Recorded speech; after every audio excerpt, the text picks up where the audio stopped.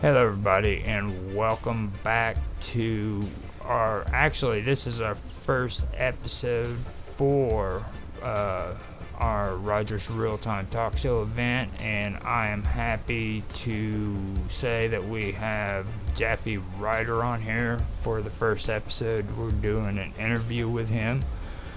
Before I say anything else, I'd like to say welcome, Japhy, and with we're glad to have you here. If you want to say hello, you feel free to do so.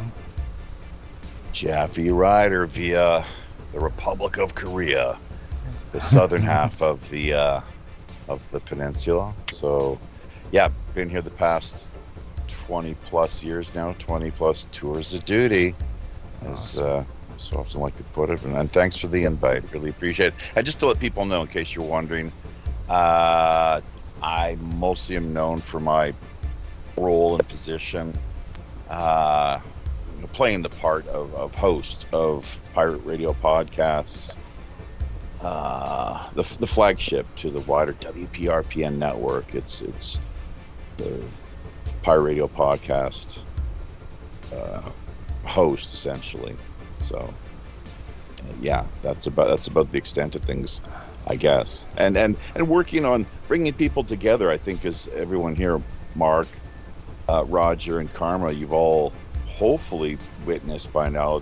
I really get a big kick out of producing synergy, online, and then ultimately even in real time, real world synergy between people. So it's a lot of fun. All right. Now, beforehand, we were discussing how we usually do our interviews. We have a panel set up, and right now I have Karma Love with me. She's my co-host, and Mark Edworthy. The way we usually do it, we ask the person being interviewed if they feel all right with the panel asking questions during the interview, or if they prefer for them to wait after the interview, or even if they want questions and answers. So. Oh yeah, just free flowing conversation. Pepper me with whatever questions you want, and I know myself as a host, it's important to sometimes interject, so don't feel bad if you have to jump in, because I know a lot of times that I'll often forget what the hell it was that I wanted to raise or to have the guest comment on if I let it slide or go too long, because I don't take notes. Don't worry, we're here to talk to the pirate. Ain't that right, All right, Mark? Yeah, Chief Communications Officer of the Robin Hood. That's right. Yes. That be me, indeed. Shut up, Long John. That's your alternate ego right there. Long John Sinclair. He shadows me like you would not believe everywhere I go. So before we get started, I'd like Karma Love and Mark Edworthy and John Clark. Hey there, welcome, John. John, this is the first time you get to actually meet Captain Sinclair in person. Is that old John? Yep, that's old John. If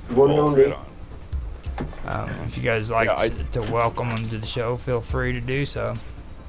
We just connected. John and I just connected, I think, on Minds. Mm-hmm. I think, John, where did we connect? I think, did you drop by one of our chat groups on Minds?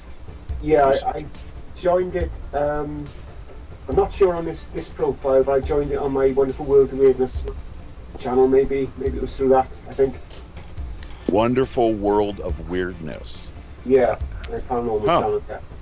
Well, and isn't this great? This is another guest for us as well, too, Roger. Sounds like, a really colorful personality. That's really what we're all about. Anyone, if John has a story or two to share and can provide a little bit of commentary, or sounds like he's an Englishman. He's a limey. Don't call him an Englishman. No. He's from Wales. Hold it. He's a Scotsman. No, he's Welsh. No. He's Welsh? Oh, yeah. Scotsman is even yes. worse. It's even worse to be called this. He's Welsh? I'm looking after my son, so I'll just drop in here and there when I can. Okay. Roger, is Hi, he Welsh? John. Hi, Yes. Tama. Hey, Ross on Y, man. Ross on Y. You've heard of the place? Oh. I guess he ducked out. His No, baby, he has his Yeah, I baby, so I heard don't that. know if it's too. Yeah. Ross He said he on heard Y. of it. Oh, I see. Yeah, because I Yeah. mean, if he's in Wales, do you live in Wales still? I live in Wales. I live on the West Wales coast. I'm literally like a mile from the beach. Beaches far everywhere out. around me. It's lovely. Oh, that's cool. Although, yeah, definitely, literally, metaphorically and literally quite cool. I don't think the West Coast or any coast of the UK is known for its lovely sun-soaked beaches. But No sun. yeah, Ross on Y. I met Van Morrison there actually back in the summer of '99. There was a jazz festival taking place. I had a girlfriend who took me to the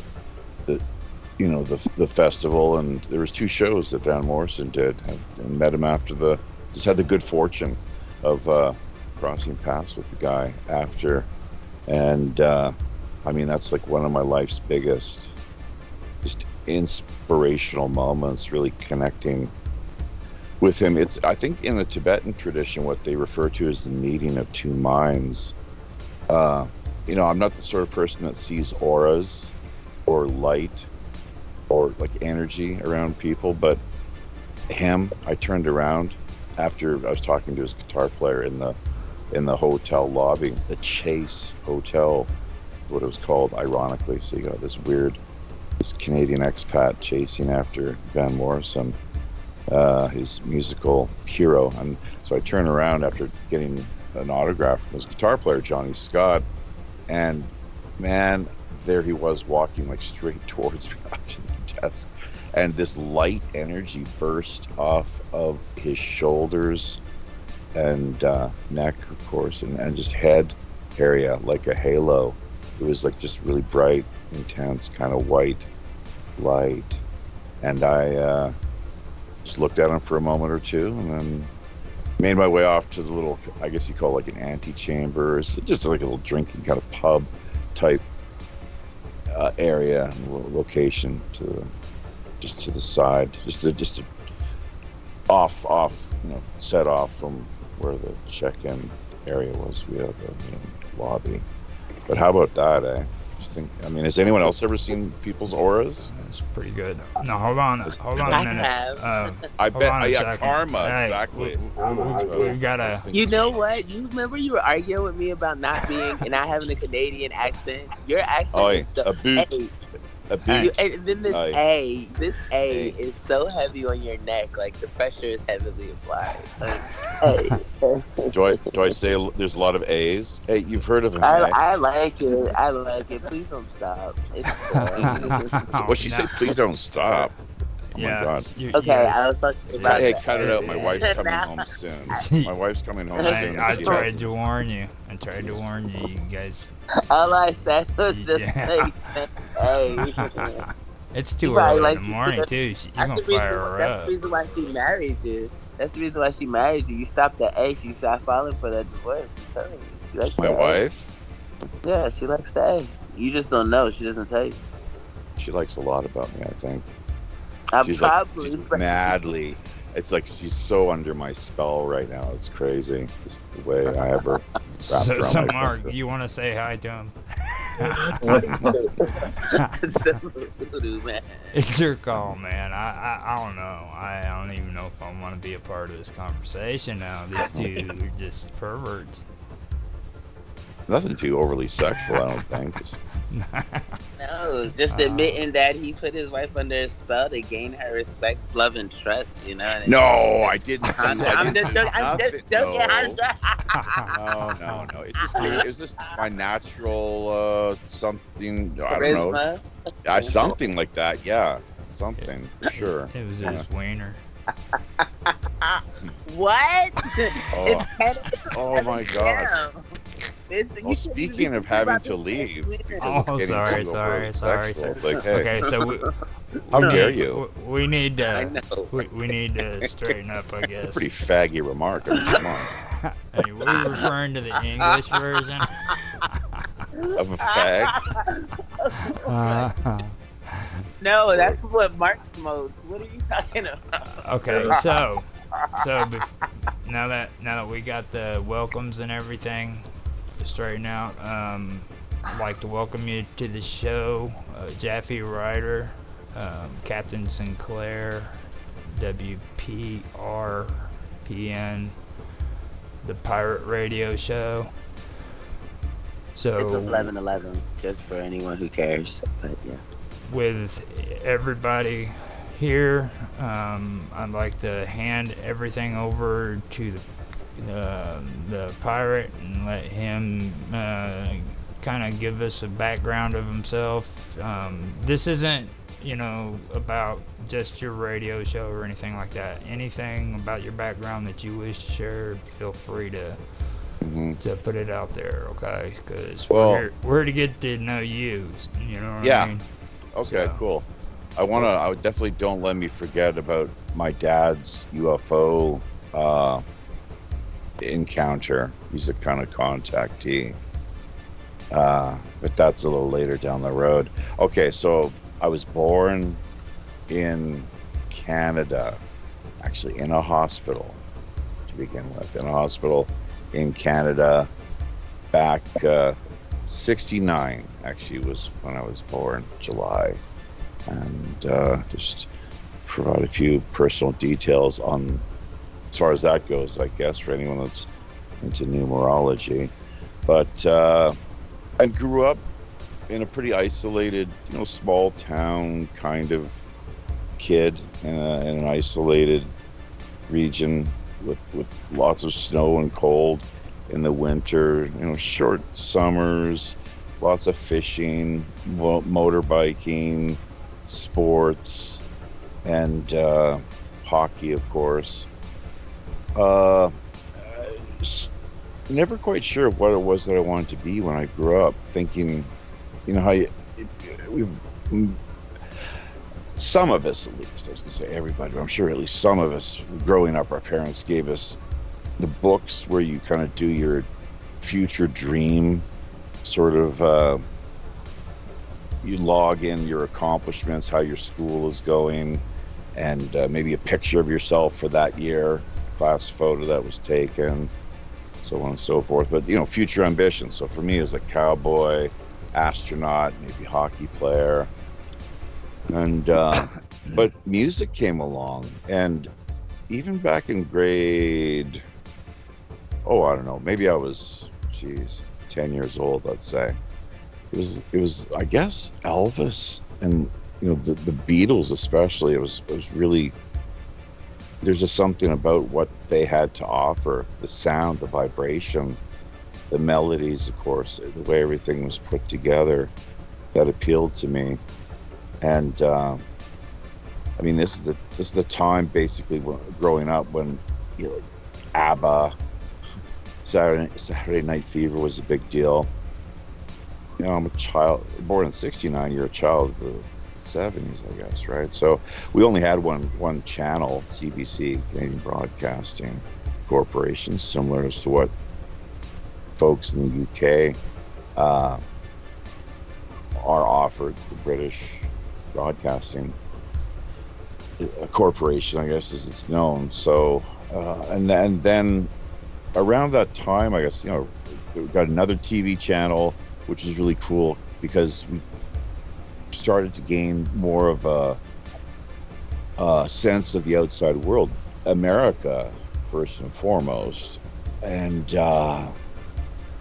with the satellite TV came along, and that was really made a big impression, had a big influence in shaping just my sense of what was taking place via the wider world. So I don't really know what more to say other than I played a lot of hockey, ended up, there's a lot of, I missed out the whole music part where just kind of skipped over that as I done so often to do. But we had these little rulers, and we had elastic bands on the rulers, and then we made little guitar bodies that we cut out of cardboard paper, basically. And the whole deal, I was leading the charge, as is so often the case, it seems, and a targeted individual all my life as well too, I must say.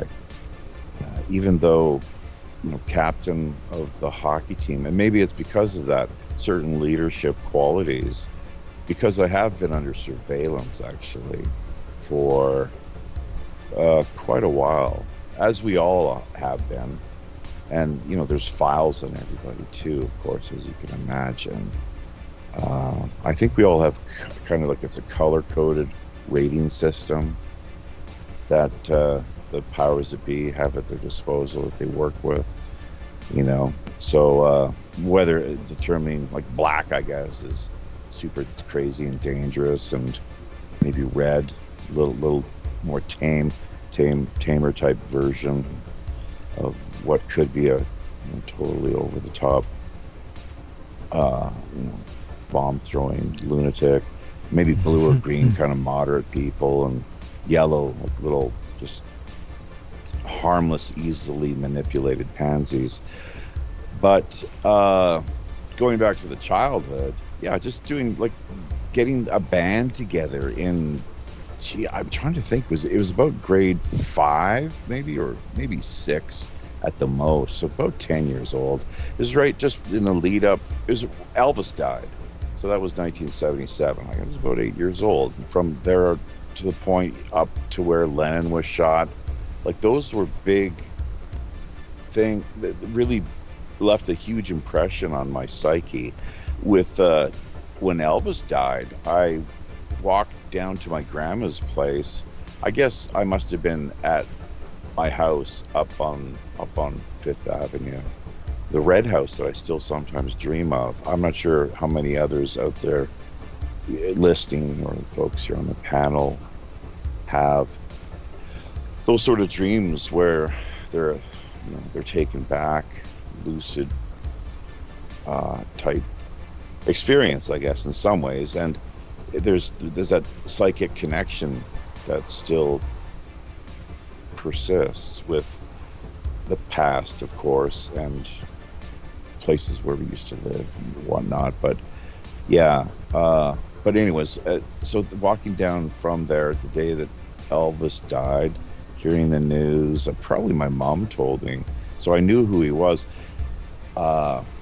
And I think even my grandmother had just prior to that bought me an Elvis record, if I'm not mistaken. So, but I was actually ended up being frozen at the end of my grandparents' driveway, just frozen in the way that Socrates, if you've ever read any of the dialogues of Plato, Republic and so forth, that he would be sort of in a semi-type trance sort of state and not moving, not going anywhere. People kind of making fun of him, laughing at this goofball, crazy old Socrates, and it caught up in his trance. But that's how it was with Elvis. It just really hit me hard, where I was, I guess, reflecting on the implications, because he was such an icon. But anyways, and just music. The point is that music has long been a part of my life. So if you want to talk 20th century popular music, we can do that, till the cows come home, obviously. But am I hopefully, jumping around a little bit here, but anything you'd like me to maybe fill in some of the gaps, so that you're not clear on getting a visual picture of things?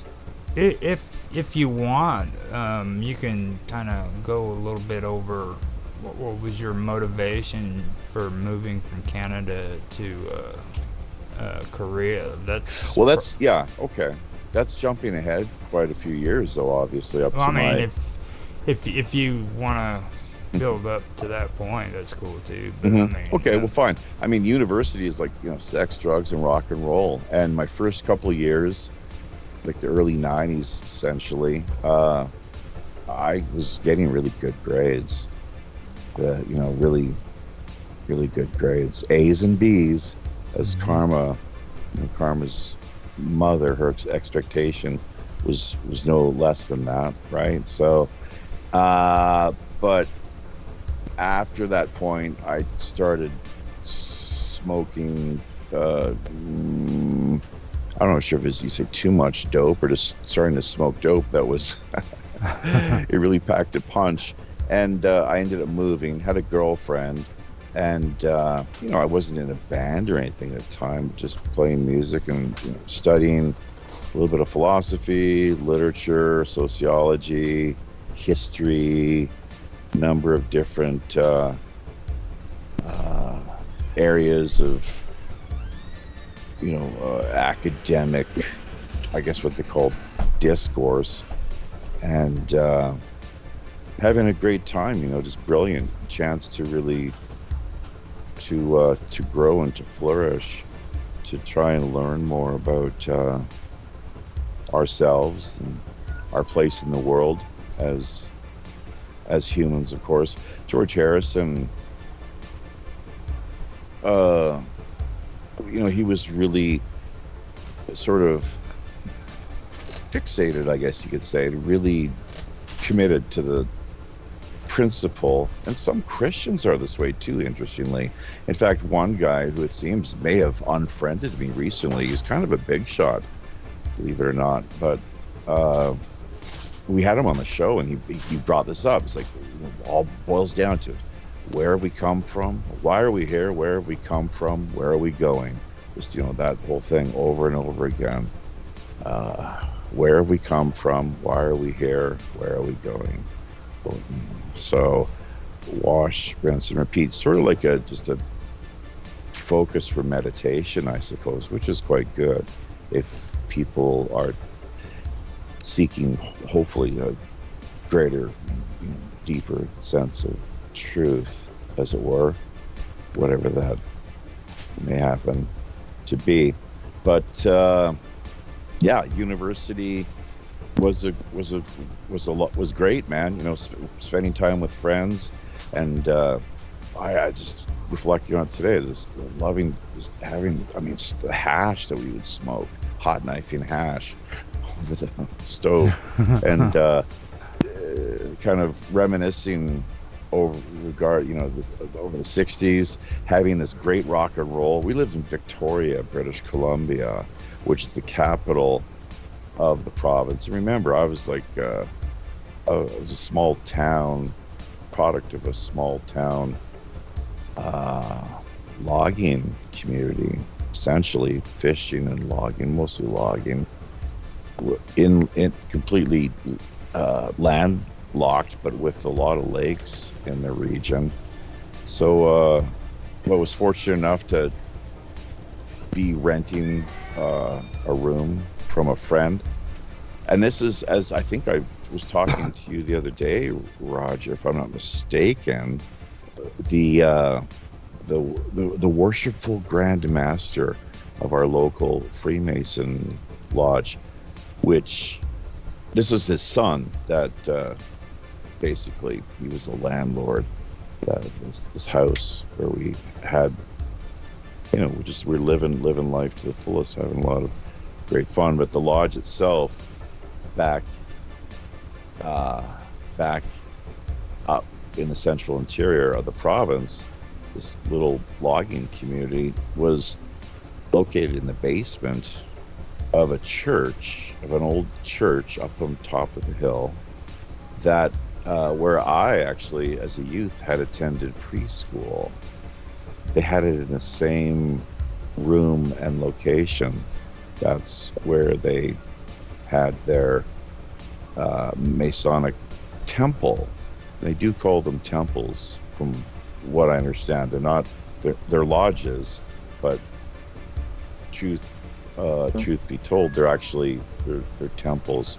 And they insist, till they're blue in the face, of course, I haven't heard any Masons to this point yet admit to the fact or cop to the fact that what they're a part of and what they practice and engage in and pursue is actually, qualifies as a religion.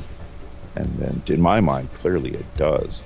As some have talked about, actually, certain experts, as it were, that it's largely it's a case of where politics and religion come together, basically.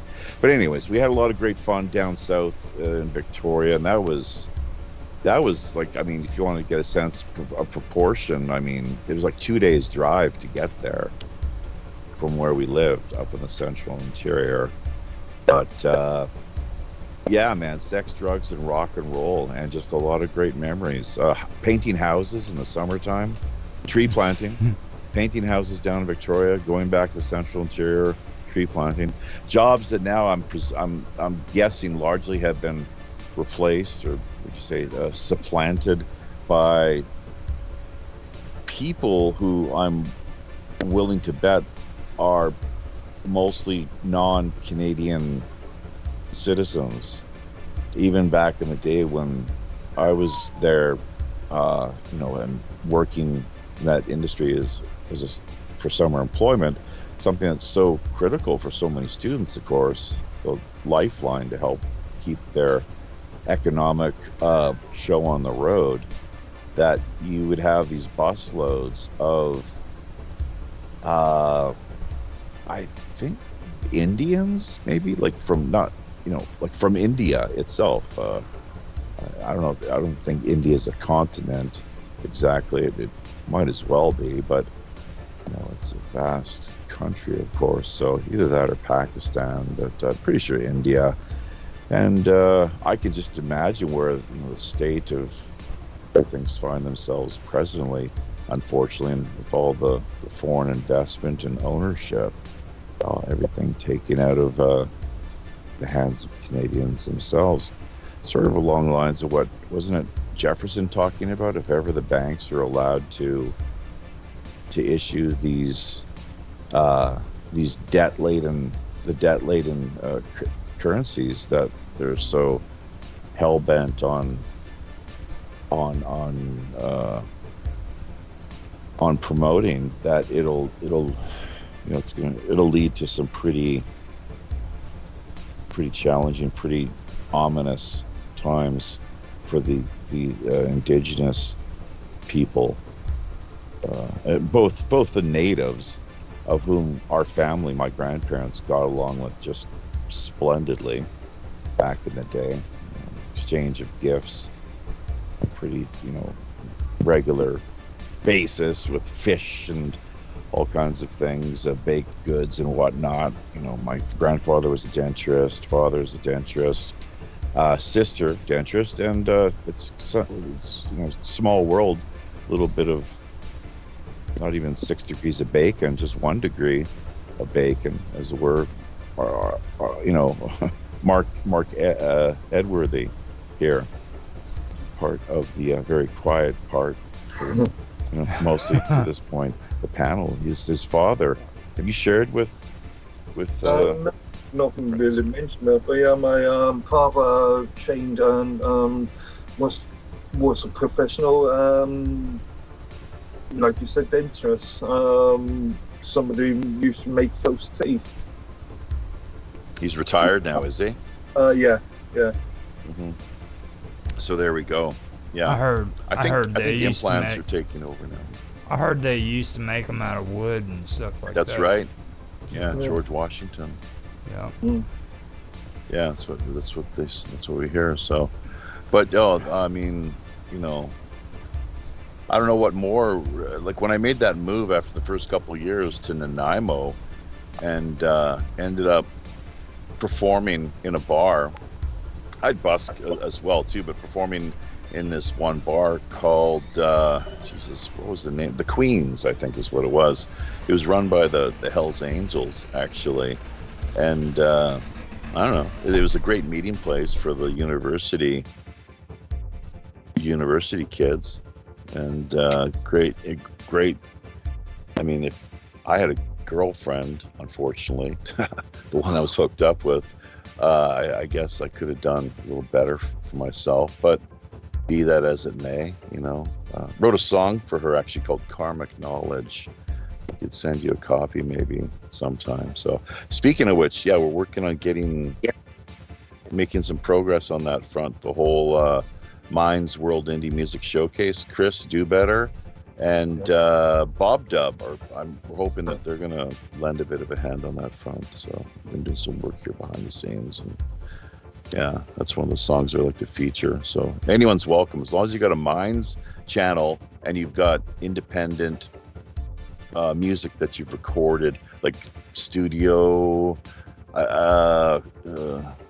quality, essentially in a studio type environment. So as far as demos are concerned, but I mean, we have gone even more rustic than that, just somebody kicking back with an acoustic guitar in and then just recording what it is just live off the floor through just a cheap mic. So we tend not to do that if we can help it, though. But anyways, yeah, I mean, and we were performing, had a band together there during that phase. As you can imagine, the academic pursuits, that end of things kind of went off the rails. Good times, though. Good times, good memories, but just the grades went downhill. My dissertation, or baccalaureate, I guess, is what I regard as my dissertation. Nietzsche non-duality and the nature of our neuroses. Looking into Nietzsche, of course, the philosopher Nietzsche, and who himself, he was a closet Buddhist, interestingly. I suspected something quite profound along those lines. His relationship with Schopenhauer, if for anyone that's looked into philosophy, German philosophy of the 19th century, really kind of two important figures. But there was a lot going on at that time. Actually, so a non-duality is an Eastern concept. People can look into if they're so inclined. But think about the Big Bang, basically, and how everything emerges from out of the one and the many, right? The one and the many, from out of nothing into something.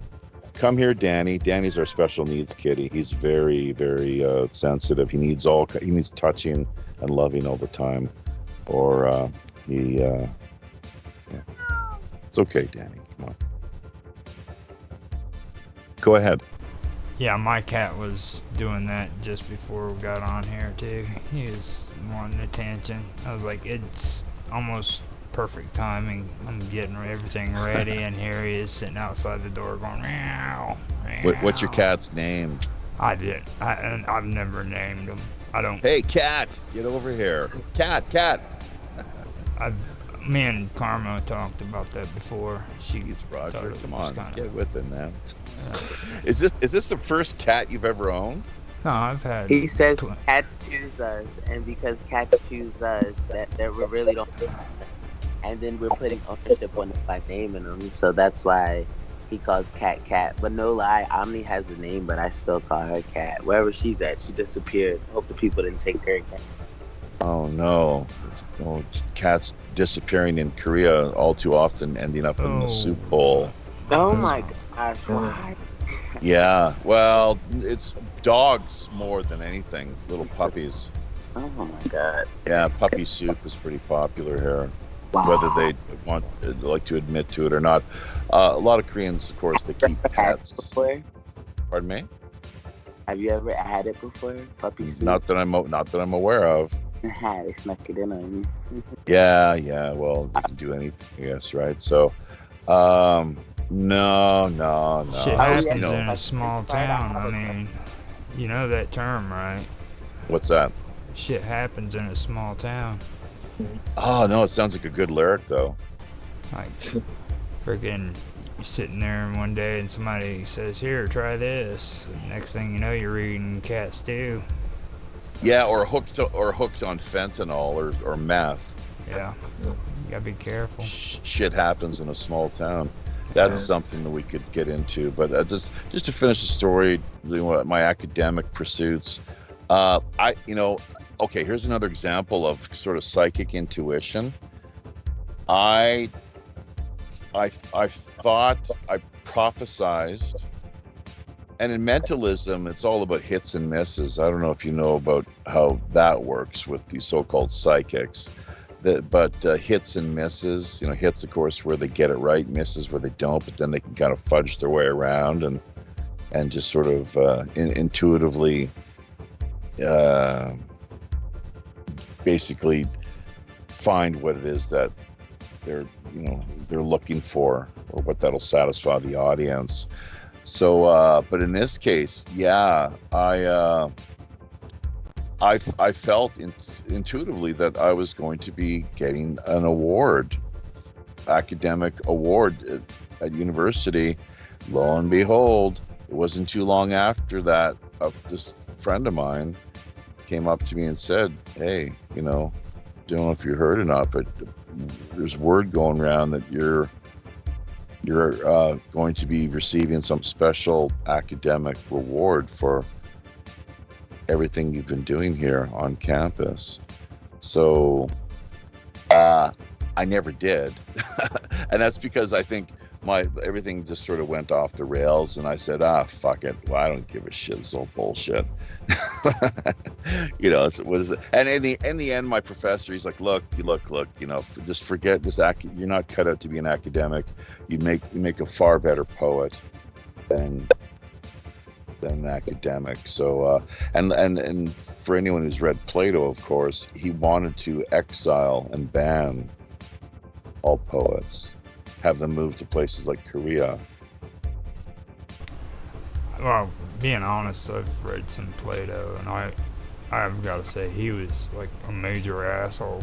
That's about the best way you can put it. Like, everybody makes him out to be so great. Like, if they really listen to what he's saying, yeah, eugenics. Yeah, he was. Even beyond that too. Like, a lot of the stuff he had was just complete. Crazy. No Democrat. He was no Democrat. No, and he hated the Stoics. He hated them. The Stoics? Yeah, he hated them. Wait a minute. Were they around at that time? Well, anybody who believed in any kind of lore was considered a Stoic. Or Stoic. Well, I know they were organized and everything at one point, but like anybody who believed in any of the gods, believed in myth, he denounced them. Okay, that's interesting. Are you familiar with there's two things. The Axial Age. Look into it, folks, if you haven't heard of the Axial Age. Really important. And Greco-Buddhism. 900 years of Greco-Buddhism around this, from the time of Alexander the Great up until I would say like Mani, the Persian philosopher. He was into like syncretic religion, and even this is after Christ, right? And he's bringing Christianity, I think Zoroastrianism and Buddhism all together. He's just synthesizing it all, saying this is fine, it's no big deal. Truth is truth, right? So why worry? I guess, and whatever works just to get the job done. We can do this. He ended up losing his head and having it displayed on the end of a pike outside which city wall exactly, I'm not sure. It was probably the capital of like Iran, or Persia as it was known back in the day. But yeah, Axial Age, AXIAL, Axial Age, and then Greco-Buddhism, which sort of overlapped.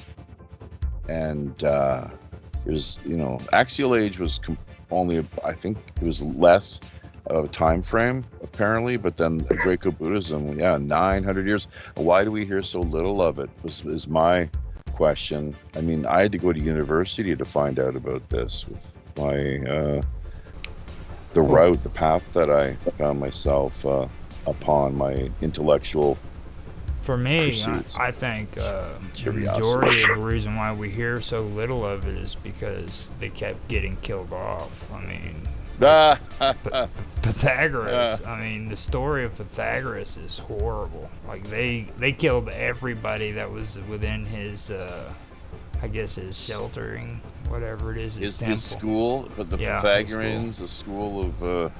Really, I had no idea. I did not know that. They burned it down and killed him and everybody in there. And Well, who was this? Who did that exactly? Supposedly. it was, I guess it would be the freaking Romans, maybe. Okay, It so might he have was been long gone. Pythagoras was long out of the picture, but his students prevailed. Is what you're saying? No, there's stories saying that he escaped for a short little stint. He was able to run for a little while, but then they caught him in the woods. But Bro, he was a contemporary of Buddha. Like he was around. Like he was older than the Buddha, actually. I think. Pythagoras? No. Yeah. No, Pythagoras. He was. He came up with the equinox. He was the rotation of the what is that? The long year. Okay. And he also. Well, I'm pretty sure that he was prior to Socrates. Well, yeah. He was what's known as a pre-Socratic. Yeah, and he was more of Alexandria than anything else. I know he wasn't deep into Greece and all that. So I know he might have been more right around the Alexandria area. So you're talking like Hellenism, maybe a term you're looking for. Yeah, interesting. So, well, and Alexander followed him by a couple hundred years. Yeah. So the mystery schools, though, right? And I looked into Orphism a little bit when I was in this. It was a liberal arts program, actually. That I didn't know anything about it other than it looked good. It's like, Jesus, you get to study all these different areas of thoughts. Like, that sounds cool. I'm into that. Wait a minute. Let's check this out. It's early in the morning. I might have mixed the story up with Plotinus. Yeah. Jackass. That could have been Plotinus. You call yourself a host? I mean, come isn't on. that horrible? What kind of bush league operation you got running here, man? That's it. We're gonna have to talk about Korea now. So whatever you like. I jumped around a little bit and covered a few of the bases. Okay, go ahead. Yeah, what are your favorite things to do? Besides jerking off. Oh, he said that out loud, didn't he? He did. Oh, wow.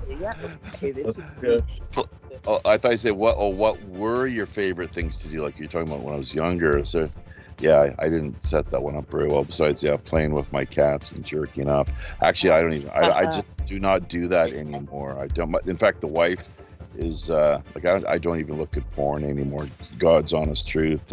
I mean, the thought arises, right? But I'm also like a practicing Buddhist, right? So, because why I say Buddhism is because there's nothing that's the highest. That's the number one game in town as far as I can tell, really, as far as real truth is concerned. And it's just down to the basics too: of suffering, change, desire. I mean, how complicated is that? And then out meditation, breathe out, people, breathe out, let shit go. So, but what are my favorite things to do? Take care of my little babies, the kitty cats. Practice guitar. I like walking, getting a little bit of exercise here from time to time.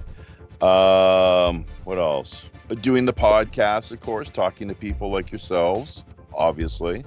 Following the news, although I'll tell you, with all this crap in the Middle East right now, that it's really sad. I just pray. I'm not sure how effective prayer really is, but in Korea, there's two schools of thought. There's what's known as self-power and the other power. And so basically, they say, what is it? God helps those who help themselves, sort of deal. So, yeah, but also then, of course, if you pray to the other, like an angel or some celestial being, potentially is out there to come to your aid, believe it or not. Yes. Korea, mainly Orthodox Catholics. You, is this Mark speaking? Yeah. It's in Korea mainly Orthodox Catholics. You're what? Oh, you're saying in Korea? Yeah. Oh no, they're there's my wife is she mostly she leans in that direction, self-identifies Catholic, like she says 80%. Hey Panda, what is it? 80% Catholic, 20% Buddha, is that right? 70-30? So cute you call her Panda. 5% what? Oh, 5% Neo-Confucian. Oh my God. So, yeah, okay. So, but no, it's Protestant is very big. And they're kind of scary, those people, because they're wound so tight. They're just really tight, and I would say like neurotic. Just it kind of makes sense though why you like backed off on the masturbation thing. I finally realized. I was wondering if your wife was nearby, so she came in. She came. She didn't want her to hear all that. Started talking about Buddhism. Well, that's just part of the foreplay routine that we got down to. Is sort of kind of throwing that kind of language around. Yeah. The cats, they can hardly comprehend anything. Although, yeah, it really isn't it creepy? Like, I don't know, cats watching you while you're doing the nasty. I just smack them on the head, tell them get the hell out of here. It's like you don't want to watch none of this. Roger Dodger, do you have a girlfriend or wife? I'm not clear on that. No, I'm single. I've been single now for you're talking about flying the Jolly Roger when you're in your room alone. Yeah, we aren't talking about no Jolly Roger today, buddy. I'm not taking that nickname. You remember what that means, right? Yeah, like the poop racing deck. Nobody. The poop deck. Literally, it was where people would go and take a dump. That's right. Yeah. And apparently, like, it's at the front of the ship because just with the way the wind would blow, that if you went to the back, that it would circle back. I guess the smell would, and not people the didn't want that, the actual dung, like the water on the poop deck would come up on the front and wash it off, so that people didn't have to mop it and keep it going. You would swing out on a board too, is what I've read. You have to sit down and just swing out their asses out on that'd be totally freaky. I can't help but wonder how many people died while out there doing their thing on the poop deck. There's probably more than a few. What would you have to tie yourself up with a rope or something? I'm not too clear on that exactly, but anyways. All right, so okay, time is limited here, so what more and how long do you extend things here? This is different than your news show that you're going to be launching shortly, and that's one of the reasons you wanted to get me on here, correct? Because you said that Japhy and the pirate gang via WPRPN, World Pirate Radio Podcast Network, the People's Pirate Network, helped to inspire you. Yeah, we wanted to have you on for the first episode to do an interview and everything. See, basically, what kind of person you are, a little bit about yourself. Now, whenever you were talking and everything, there was a couple things that did stand out to me, like that dream that you were talking about whenever you was younger. Is there a way that you could kind of elaborate on that, or you feel up to doing that? Yeah, that's a problem. I all too often I'll start on one particular point and then kind of jump around and lose my train of thought. Which the classic Socratic method is you stake yourself, you pin yourself to the original point, and carry on in a stream of consciousness and circle back. It's fine. Yeah. We've gotten to know pretty much quite a bit about whenever you was younger, right there. So. Yeah, that's okay. You know, now when you were talking about having that dream, which dream exactly? You said when you was younger, you was having a dream that when you was asleep, and it was hard for you to interpret. You know, I've had a few dreams. Even with this latest business in the Middle East, that was not hard to interpret, because I woke up. It was like this is not the dream that I was talking about originally, which I can't recall exactly right now. Maybe somebody, one of the people that was paying closer attention can, or it'll come back to one of us at some point. Tell us that dream that you were discussing right there. With recently with events in the Middle East. Well, here's what happened.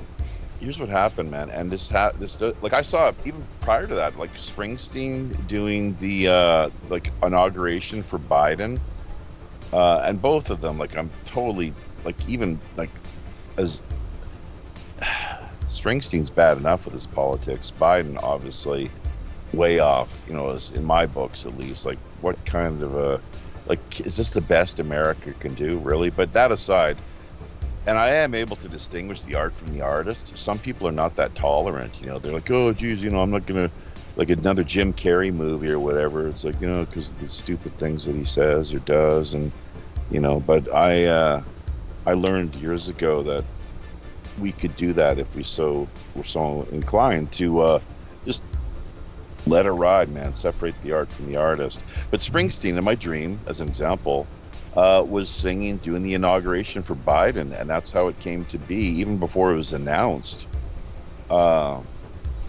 Just a couple, I guess, weeks later, maybe a month or something like that, where I had seen him clearly on where approximately where and how he'd done it, in the fashion that it all played out. But thinking of other dreams, the one that's most recent is and these are all hits and misses though too. Once again, going back to the mentalism, although. But this is different though too, because this is more kind of, I don't know if you say mystical, spiritual, intuitive, psychic, right? And that whole long-standing question of art, do we have these psychic and intuitive abilities? I actually think we all do, and we just have to take care of ourselves and really dedicate ourselves, opening up to spirit, as it were, the universe, the cosmos, as it was known in ancient Greece. Cosmos, logos, of course, meaning the word. So that's kind of worth taking note of. Eros, nomos, pathos, demos, all basic root kind of cognates of important linguistic terms, even all the way up to where we are today. They've remained with us through thousands of years of history. But the dream itself was like an arcade game or a video game with lots of red, and then these red characters running back and forth. And I've had a few war dreams in the past, mostly camouflage kind of scenarios. But this one was like an arcade game or a video game, and with these firing red lasers back and forth, and make of that what you will, the color red. But I woke up, and it was more the feeling of what I woke up with, how it was like, fuck, like what, like this, like major world conflict, like this is impossible, was my sense, my feeling.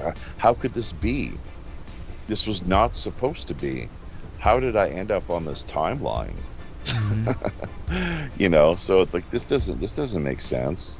This is, but here we are, I guess. And all that's what I'm saying. All I can do is pray. And then the next day, just to cap it off, is the next day was when that attack took place on the Hamas was allowed to.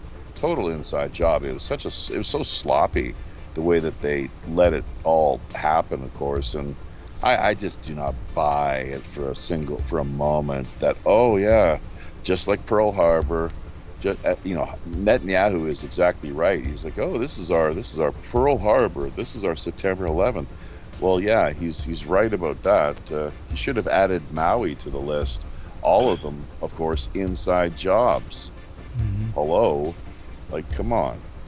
Like, just ridiculous. Like, the world's most sophisticated intelligence, surveillance, apparatus, system, network, and just coincidentally goes on the blink, right?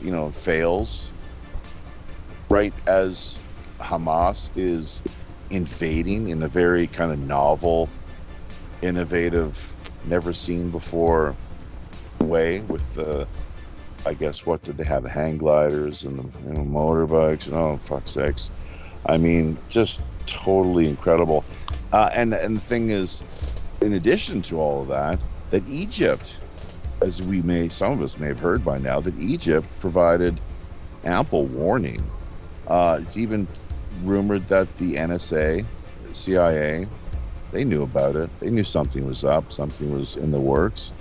And as with Pearl Harbor, FDR just turning a blind eye, saying, "Yeah, I don't want to know about it." And Bush, September 11th, saying his people around him, like, no, he doesn't want to know about it.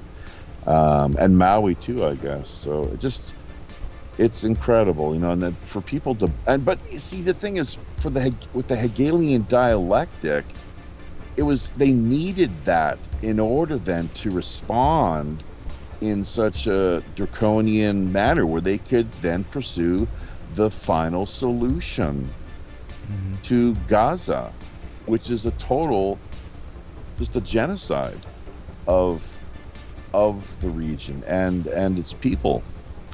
Now, before you go on to that, let me see if we got any questions over here from the panel. Sure. Mark, do you want to say anything? No, I was just thinking about your last comment, and I was just going to say, rather than Biden ignoring it, he's actually been giving American taxpayers money to then buy Iran. Yeah, what kind of money are we talking? There's a considerable. That was right. That was like the week. That was like a week before. Like how many billion? $6 billion for 5 prisoners. Yeah. And immediately, like even dumb old me, like just a kind of really regular kind of dude, not that bright when it comes down to it. Honestly, everyone would love. Well, most people would love the idea of being a genius, but anyways, the fact of the matter is, like, anyone can see that Americans, their value as hostages, suddenly on the international market, it's like, whoa, like, yeah, like you become major targets hugely. Biden has made Americans highly susceptible, more of a target for kidnapping. Like, hello, what a stupid move that was. Ridiculous. Well, I mean, it actually goes back to like Iran-Contra and stuff. I mean, like, we're actually a commodity. Like, the whole Iran-Contra issue was over Oliver North paying the terrorists for American hostages that Oh, yeah. So wait a minute. So they had drugs, guns, and Mhm. hostages with George Yeah. H.W. Skull and Bones Bush Mhm. 41 in So the midst of it all. they were they were actually like paying under the table to get these prisoners released, and they were selling guns and drugs to do it. So Wait a minute. Wait, did the coke go to Iran as well?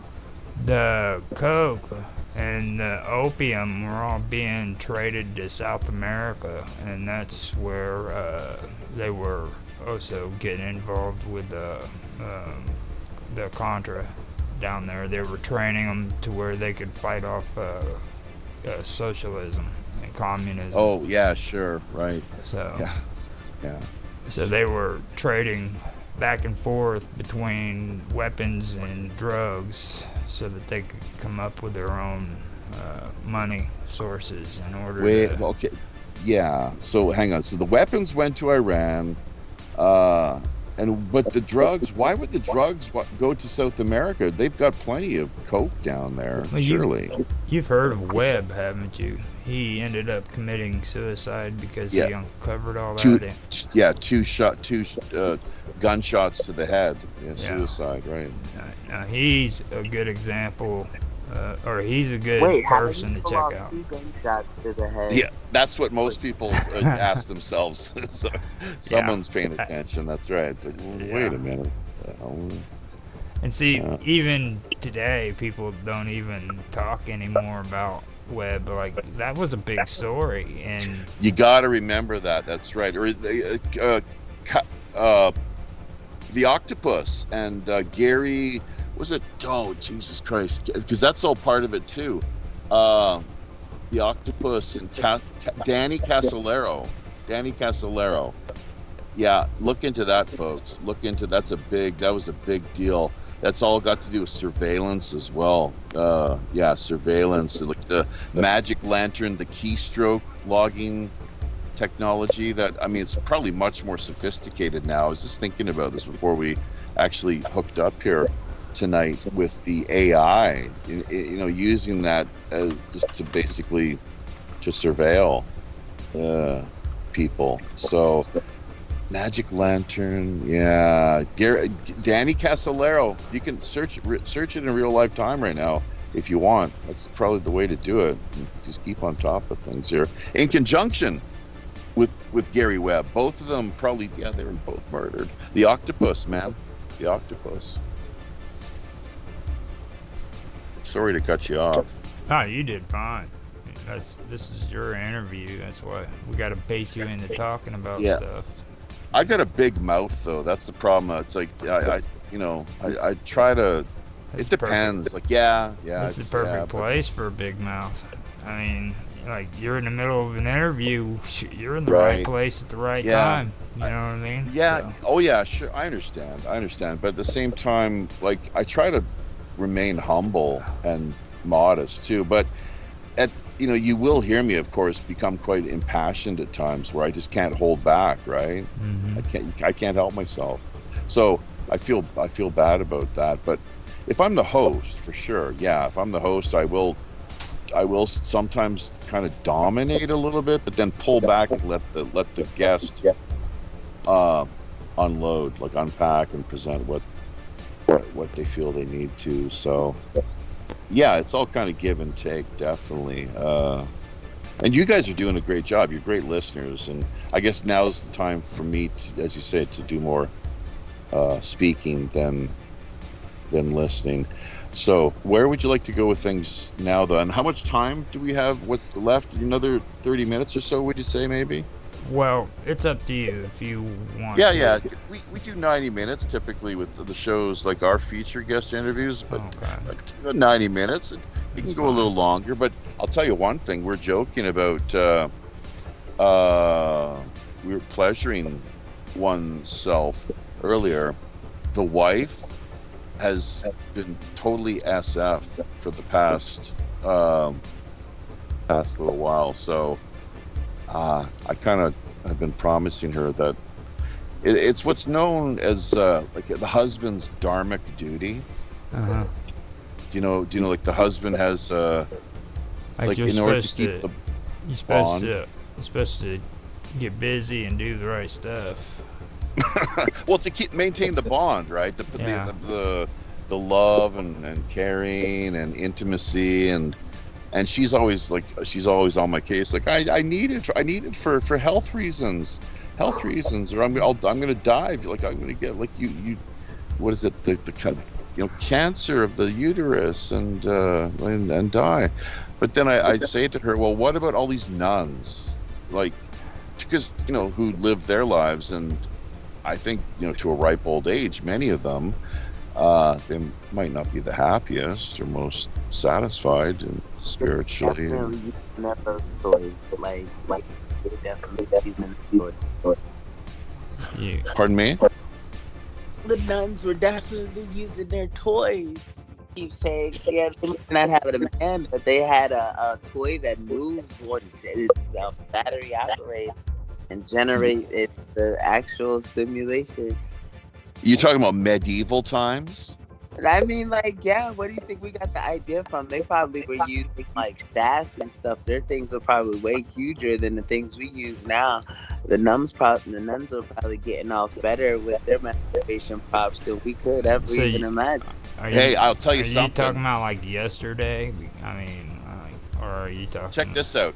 Here's something going back a little bit to medieval times. Did you hear? And we could kind of transition from this talking point to Benjamin Franklin in a similar vein, if you'll excuse the pun. What Hellfire Club member Benjamin Franklin? Yeah, getting his kicks out on Route 66. Bad man, I think. They're potentially very bad man. But anyways, finishing the story just in brief. It's not a lot really to be said other than there was. If you can research this too, go on the once again interwebs. Knowledge is power, as I say with my adult students here with the ELF gig. It's like a 21 tours of duty now here via South Korea, working as a professional elf. That's something I guess I didn't make clear from the start. So with, not an astronaut, not a cowboy, not a hockey player or a rock star, but a professional elf, 21 tours of duty via the Republic of Korea, where I think perhaps in a recent past life, I may have, I can't say I recall this explicitly, but been here. That's why I've returned here for for a reason. Died in perhaps the Korean War as a foreigner. I don't know. Was I Korean? Who's to say? But there's something that's drawn me back. As the same reason that you're situated, all of you, around the world where you currently find yourselves, the parents you've been born, whether male, female, and the white, black, Asian, you name it, with whatever attributes we have, skills, maybe So disabilities. you say that you're a career elf. Okay. Yeah, I mean, but hang on, before I get into that, the nuns, just to cap off, it's really, oh man, this is quite something. No, I mean, they found I don't babies. know. They found little skeletons of children underneath the nunneries. yeah. Okay, buried. Lots of little babies were buried. That's all. yeah. I mean, so you can say that's all, but that's a big deal. But that's a long time ago. And yeah. so, in conjunction to what Karmalov was sort of hitting on, that they're not as pure and pristine as all the time as they may want the world to think they are, right? But you caught my attention on the elf thing. I mean, we really got to cover that. That's, I mean, like, are you like Santa Claus and the elves for Santa Claus? There you go. Just... I called in. See, I called into the Art Bell show when it was, I guess, Dark Matter, perhaps. I think you call it Dark Matter. No, I forget the name. Midnight in the Desert, maybe. And I just heard myself. I got those archives. Remember, I shared the link with you guys just like a week or so ago, and so I downloaded and put together as many of the archives as I could. I've been playing them at night when I go to sleep, And it's great because, I mean, his career is like nearly 25 years or so that you can access and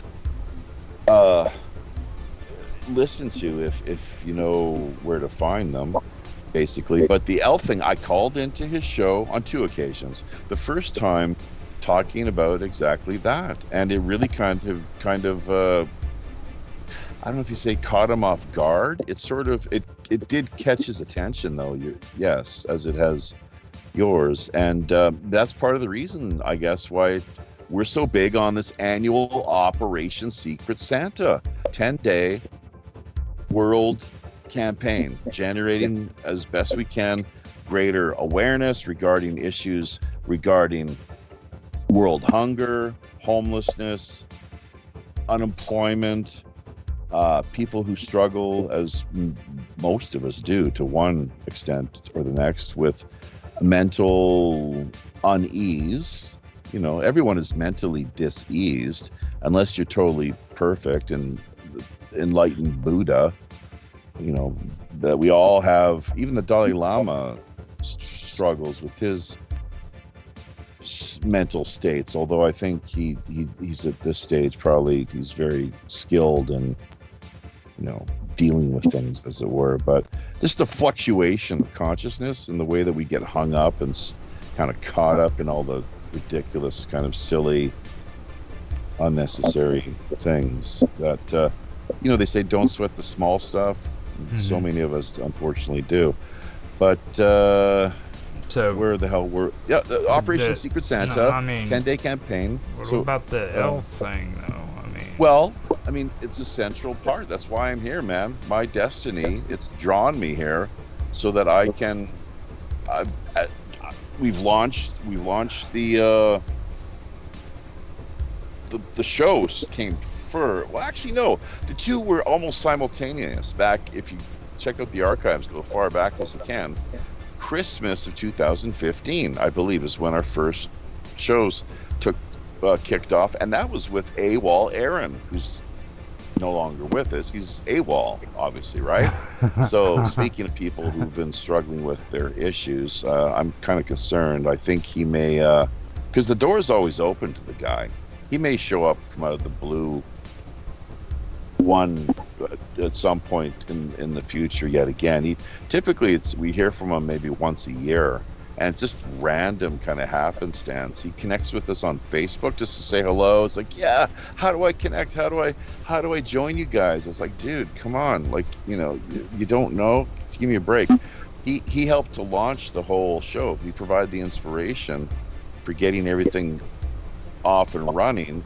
The pirate radio podcast end of things. When I saw him on camera, you have to go back and check out off of Japhy's Man Cave, WPRPN.com, member info, I believe is what it says. Go to Japhy's Man Cave, click on from Japhy's Man Cave the Medium link, and they'll provide some blog sort of backstory information, including an Art Bell angle where I was actually, because of The Voice, recruited essentially by someone who was working for Art at that time.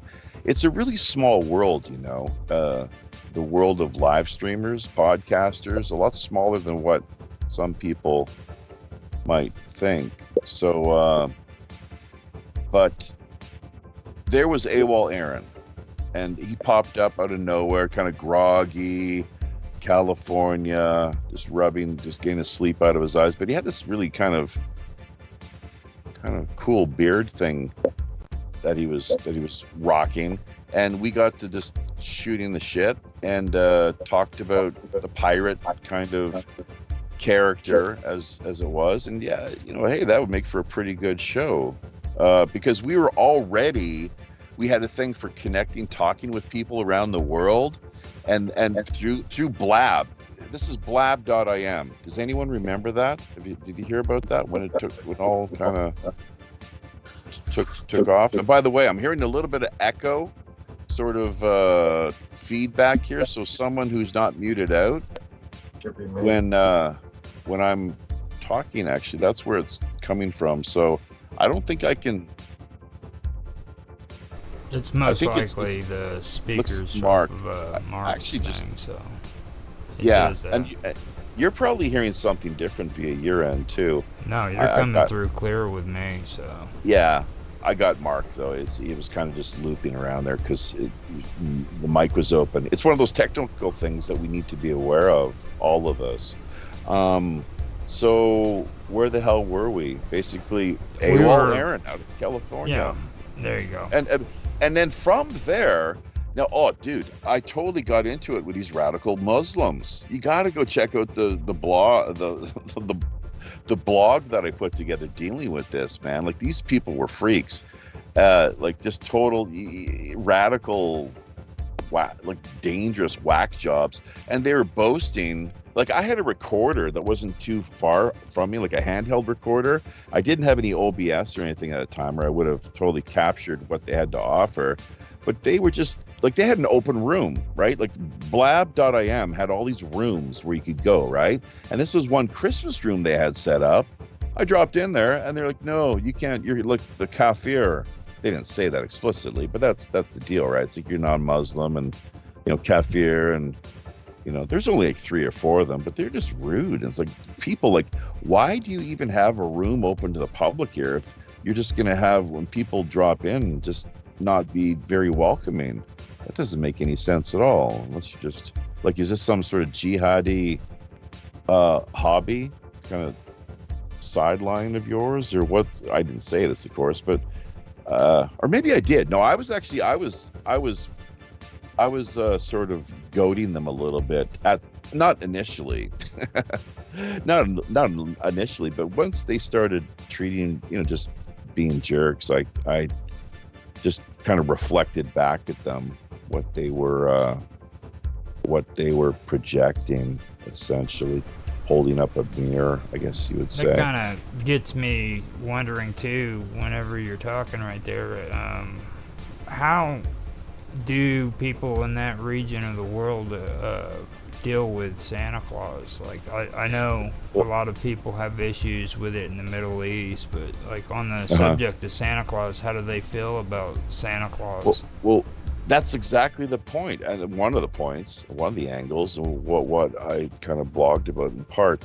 But these people were in Canada, and what they did, they were boasting and goading me on over how, because I think I said I was in Korea, probably, and they were just making, having all sorts of, they were just being really rude, talking about how they were invading Canada, like as part of the, it's not called a jihad. It's God Almighty. Why can I not remember these terms? People, how well do you know Islam? There's a term for it. Anyways, it's kind of, see, the whole thing with Islam is they talk about peace, right? Oh, it's the religion of peace. But the truth of the matter, it's the religion of peace after everyone has submitted, after the whole world has been converted and submitted. But even still, wait a minute, don't you have Muslims fighting with each other, like Sunnis and Shiites as an example? So the whole thing is ridiculous and nonsensical. But going back to Santa Claus, hey, they're killing right now with the help of America, is what it seems. The Zionist occupied government under Netanyahu. Let's keep in mind, there's a lot of Israelis who do not support him. This is a guy who should be he should be behind bars. But he's a war criminal. And it was an inside job, once again, in case people forgot, you know, what we're watching unfold. And he's dangerous too, because it's either he has to, he's all in right now. He's all in, or he's going to be all out, I guess, is kind of the deal. Remember, he wanted to totally nullify the judiciary. Very Hitlerian, you know, basically ambitions, you know, with a power grab where the judiciary, the judicial branch of government, would no longer, would be totally have nothing to say, really, in if the prime minister, and he's someone who's won re-election now, 6 times? They should change that, kind of like it has, it's in America where you can only serve 2 terms of office. That's how they have it in Korea here. It's like only, I think, 1 term, believe it or not, because of how crazy, how drunk some people become with power. Go ahead. I was just checking, and next presidential elections in Egypt is it's in December this year, so next month. Okay, that's interesting. Okay, but yeah, and that's interesting. They finally allowed aid to start making its way in, a small amount of aid with trucks and so forth, crossing the Rafah border, thank God. So, but they don't want, even though a lot of those people are of Egyptian descent, they don't want any back in the country. And the thing about it too is once they leave, they're never going to be allowed back in. This right of return, as some of us may hear about, and the Nakba, as it's known, the Nakba, which is their Holocaust. In 1948 was one, and there was another just a couple years ago. Do you remember that slaughter? The Israelis, they talk about, it's so terrible what Hamas did. Like, you hear them, the way they go on butchering and slaughtering and beheading and raping, just like, okay, we get it, like, and how much of this is accurate, we don't know exactly, and some of it seems to be a little bit exaggerated, especially when you hear that some of the people that were held for a time were actually just let go, and they moved on to other places where they were treated decently, and I guess each one of these the militants or terrorists, if you will, was each one from the next was different in their approach and style. But also the Israelis, they killed a lot of their own people, apparently. Look into it, man. Look into that. It seems to be a fact that they're hiding, they're covering up right now. But coming back to this business of Santa Claus, great question, how it's perceived in the Middle East. You know what? A lot of Muslims are very polite, I find, and kind when it comes to Christmas. They wish us well during the Christmas season. The problem was these people were just jerks. They were just bad seed, as it were. They're like, they were just mental. They were just full of themselves, unfortunately. And I don't know. It was like they had laid a trap. They'd laid a trap for anyone to, who's dumb enough to step into it. And I did, and the rest is history. But yeah, live and learn, I guess. But no, there's Christian Arabs, there's Jewish Arabs, and there's Muslim Arabs. Okay, and so the Arab, a lot of people are not clear on this. They're a little confused. Arab is like an ethnic sort of identity, whereas the others, Christian, Jewish, Islamic, they're more religious. Although the Jewish thing is a little confusing because it's almost like they flip-flop, and it can kind of, in a chameleon type manner, if people have noticed, I have certainly throughout the years, where they really make the most of the term itself, and it can be confusing. Sometimes it's an ethnic identity, other times it's more religious nature, and then thirdly, of course, it's a political way of talking about who they are. But just to finish up here, regarding Semitism and Zionism, love those isms. All the isms, apparently, if you look around too. Now, who did this come from? It was someone who's actually still with us, a Jewish commentator. Socialism. Yeah, they're all Jewish, basically endeavors, projects that have been launched by Jewish folks for whatever reason. From my experience, if there's an Marxism. ism at the end of it, it's probably a branch of socialism in some way. Feminism. Everything. So. Yeah. Let's see if we can just briefly, as you know, You okay?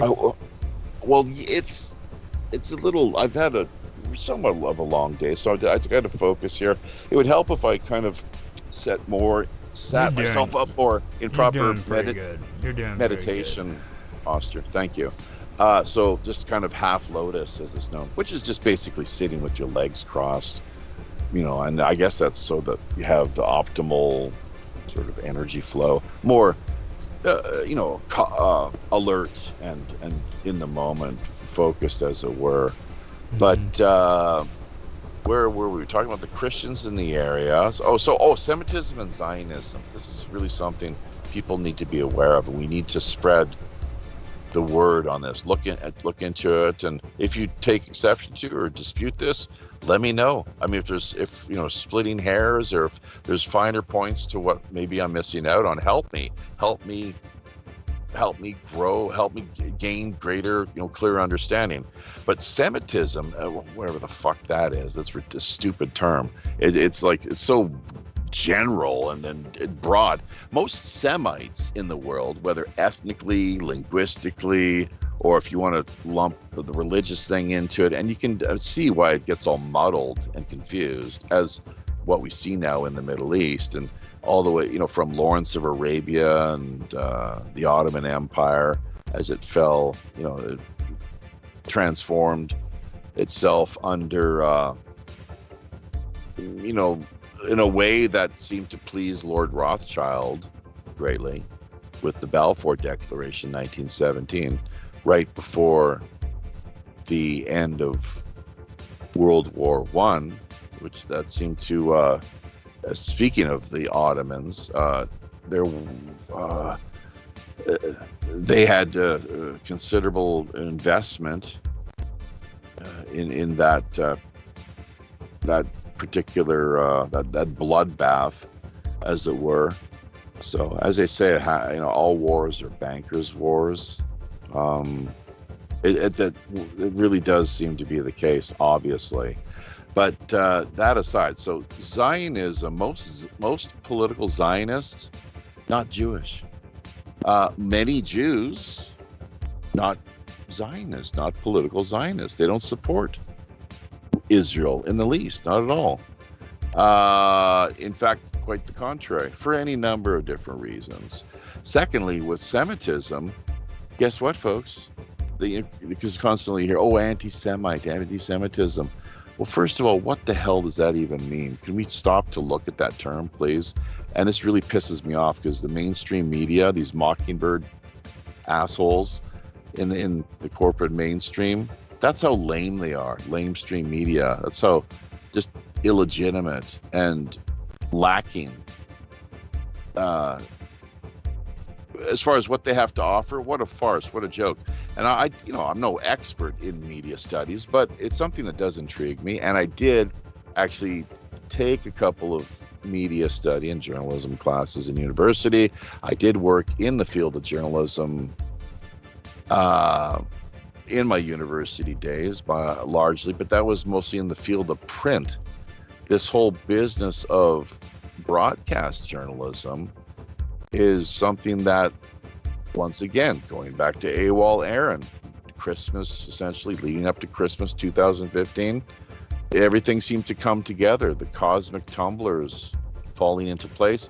Operation Secret Santa was something. The seeds, the germinal seeds of that were delivered to us here in Korea and left, just dropped off at our doorstep. In whatever way these sort of things occur, I don't really know, but it was like a vision, I guess. Yeah. So now, before you head out, remember to do a plug on that Secret Santa and stuff like that too. So, yeah. So just people get the word out, and we know. Oh yeah. Oh, thank you. Yeah, that was one of the things, because we are coming up to the season, obviously, and it takes a lot.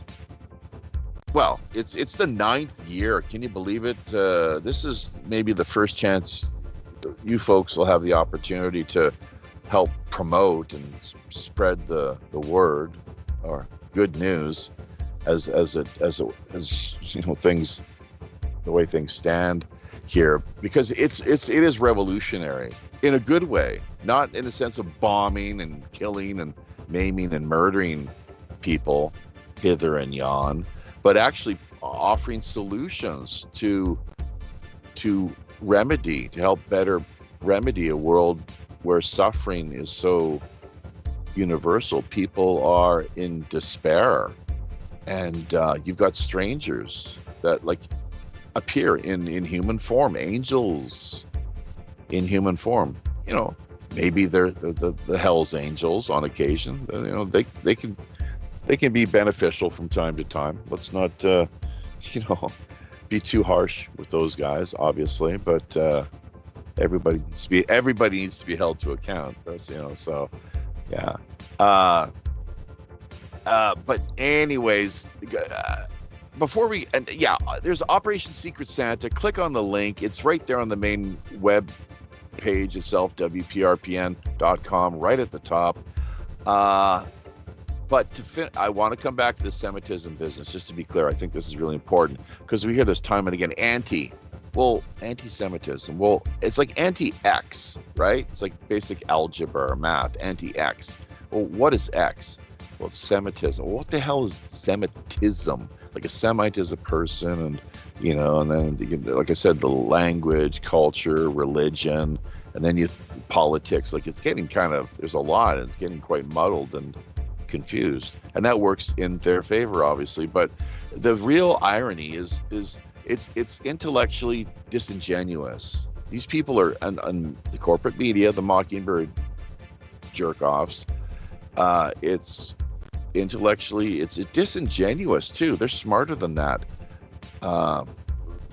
Anderson Cooper. Did anyone see the photo of Luke, or the video of Luke Rudowski badgering him? He got him kind of cornered, and Cooper, aka Vanderbilt, immediately the 3 bodyguards provided the human, big wall. I think they're all black guys, as a matter of fact, too. So maybe that's what Anderson, he's down with. That's part of the job description, what's required of him, because he's into big black guys, along with whoever his husband is. But Luke Rudowski, if we are changed, he had him kind of cornered, and Cooper was on the run. He was pressing him, as any good media person is, in doing their job. You ask the questions, and you press whoever it is that's in the hot seat, and you got, it's problematic. You got to be careful too. But he deserves to be respond to his early day, his ties, ambitions to with respect to the CIA and Operation Project Mockingbird, and he just refused to answer. He looked at the camera and kind of, he was just a coward. He's on the run. So, but and the point, more to the point, it's the way that they use these terms, especially anti-Semitism, which by default, we all have to be pro-Semitism or pro-Semites? Really? Why is that? Why is it that we need to be all pro-X or whatever it is, pro-Sem? First of all, like with Semitism, I mean, first you got to determine what Semitism is. Exactly. Like, it's so I don't even believe that it's genetically inherent. I mean, I believe it's just language. It's everything and nothing, I guess, when it comes right down to it. Like Semitic language. Yeah, that's part of it. That's right. I don't believe they've found. I know I've heard of migration patterns when it comes to Semitic look at the cultures. But DNA and the Khazars. DNA. There's no Ashkenazi. DNA evidence. It's like It's like a person who says they're Welsh. There's no such thing as Welsh DNA. You know what I That's mean? national. That's national identity, regional. Yeah. So a lot of people have passed through that area, part of the world throughout the years. At the Middle East, especially, right? It's a crossroads. Well, it's kind of like hard for people to understand that. Like I was using the Welsh as an example. You know, Yeah. you tell Yeah. a Welsh person there's no genetic connection, or you can't do a blood test and find It's out cultural if and they're Welsh. regional. It's You know, cultural and regional in that they'll- instance, I would argue. They'll have a Yeah. fit. Oh well, hey, a black Welshman, yeah, Yeah. or some Chinese Welshman, yeah. Well, okay. But How- it's the same concept with the Semitic thing, like there's nothing genetically DNA that I says. think there look, is though. you- No, I think there is, because it's more like a Middle Eastern descent. You can find yourself if you do like a DNA test, and that's why it's kind of. So just to be clear, most Semites, they're not Jewish. Most Semites are not Jewish. Many Jews, actually most Jews are not Semitic, while most Semites are not Jewish either. I think I've got that straight. Most Zionists, they're not Jewish, and many Jews are not Zionists. Some are, but here's the question. One of the questions: who? Most Zionists, if they're not Jewish, then who are they? Converts. Oh wait, you're talking about Zionists? No. Yeah. Political Zionists, right? Zionism is a movement. Like that was the movement where they wanted to encourage the other Jewish people in Europe and abroad to move back to Israel and Palestine. So Jewish homeland. That's right. The homeland for the Jews. They originally had chosen settled upon Madagascar. I'm not sure. Have you ever heard that? Yeah, that was before the Israeli state. I just heard tonight too, because I've been doing some research to lead up to the show that we've got. It's actually, we're going to title it "The Synagogue of Satan," and you do find that in the Bible too. And there's been a book written the same title, and we're going to really go for it on that front. We have a nice, very wonderful Jewish lady joining us, and we're going to dive into the whole kind of Khazarian, the Ashkenazi mystery, because those people, and we got to figure out too, who are the majority of political Zionists. The supporters of Israel, they're not Jewish once again, but this is who we're going to have on the show, and it's going to be, I think, hopefully pretty good. Just let her have at it. I'll just kind of bounce a few questions off of her, maybe try to, if we can, steer things in a certain direction, have her respond to whatever it is that we are hoping to get a clearer sense of. In particular, the Mystery Babylon. You hear about that from time to time. And I just learned tonight the Rothschilds were not originally, they weren't so hot on the idea of homeland for the Jews, exclusive homeland for the Jews, wherever. Which Middle East came later, I guess, right? And ended up with the Balfour Declaration, 1917, granted to Lord Rothschild on behalf of, I think he was Lord Rothschild on behalf of Lord Balfour. And I didn't realize until just the other day, it didn't click that do you know why that was done? Do you know what that was all about? Why it was granted to him, the promise on behalf of the British government? Mark probably knows. You gotta unmute yourself, Mark. Yeah, you gotta unmute.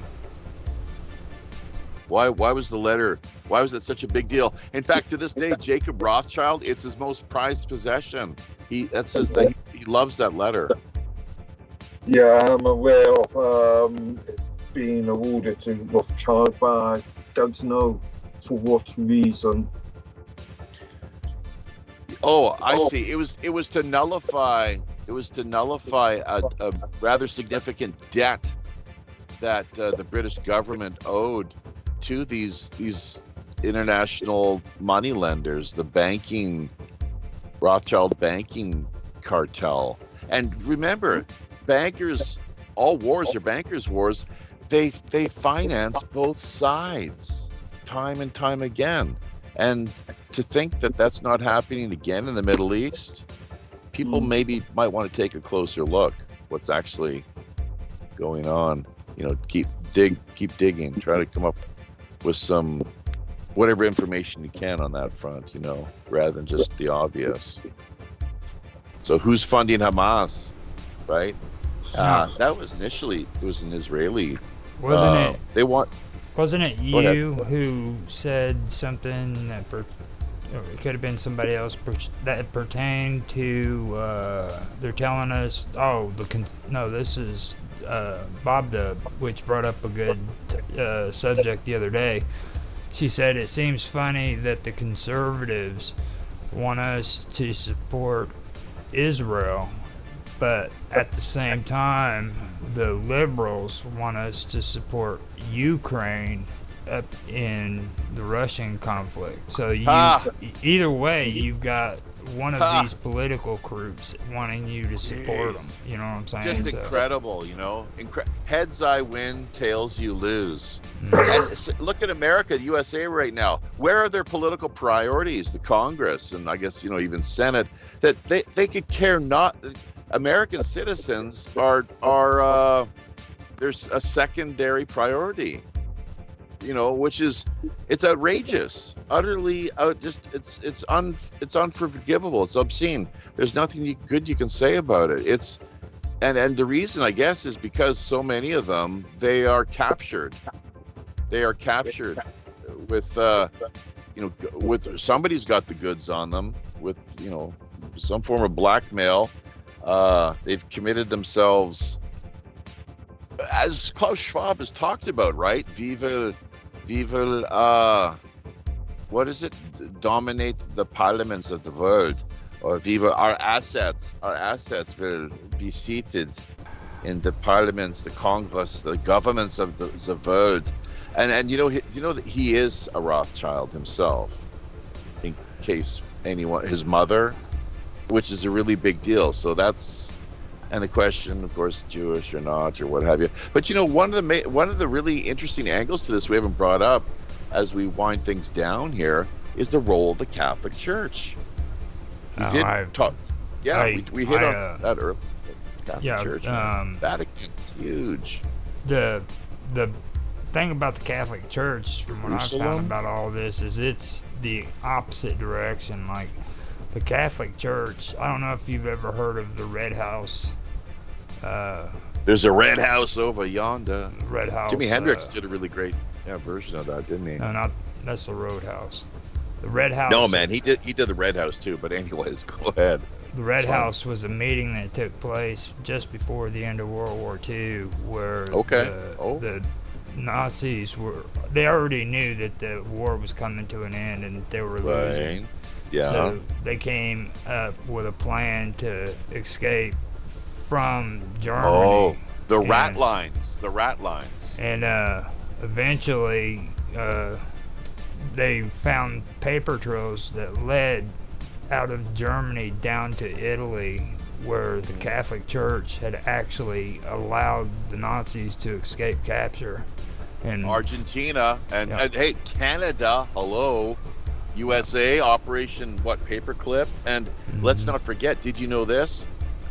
The not necessarily the groundwork, but they added to and helped to contribute to the further development, post World War II development, in a big way, of the American Psychiatric Association. So you literally, as Americans, have friggin' ex-Nazis dictating, overseeing your mental, the world of mental wellness, both from a standpoint of medication as well as dictation. Well, don't say that to Mark, though. Yeah, Mark. probably not anymore because of Trudeau's sort of government. It's all being taken over by the so-called left. Yeah. Trudeau in Canada? Yeah. Yeah. What about to be all taken over by socialists or left-wing socialists? Well, yeah, they formed a coalition government with the NDP, right? Mm-hmm. That's right. Yeah. So, well, yeah, and that's the only reason he's still in power. And we need a proportional representation system. We do. We need proportional representation. It's the things as they are. They're broken, but they're working well for the powers that be. There's no doubt about that. Mm. Anyways, look, I think I've had a lot of fun here, ladies and germs. A lot of fun. Now, before you end this, Yeah, kind of give what yourself. you turned it into a political show and not an interview. Like, you just could not resist.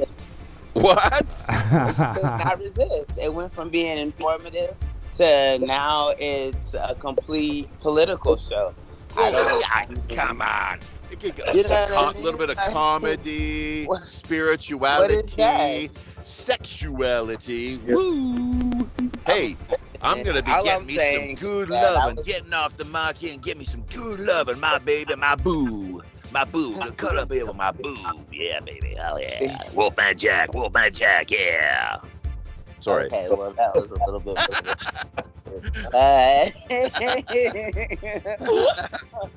At least you allowed us to get to know you. Like I said, we were that I was, but I like to listen to you guys' perspectives and the insight that you have in regards to certain subject matter. So that matters.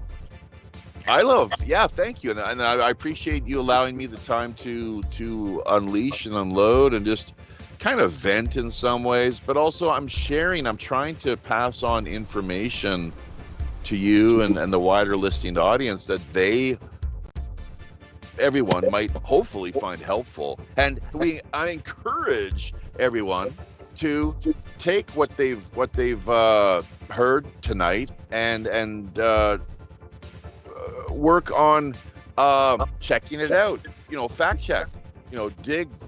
Go start digging out there and searching and seeing if you can get a clearer sense of what the hell is actually going on, whether it's the political end of things, current events, spirituality, or culture, history, anything, you name it. So, and if you have any questions, Pirate One Radio at protonmail.com. That's pirate, the numeral 1. No need to spell anything out.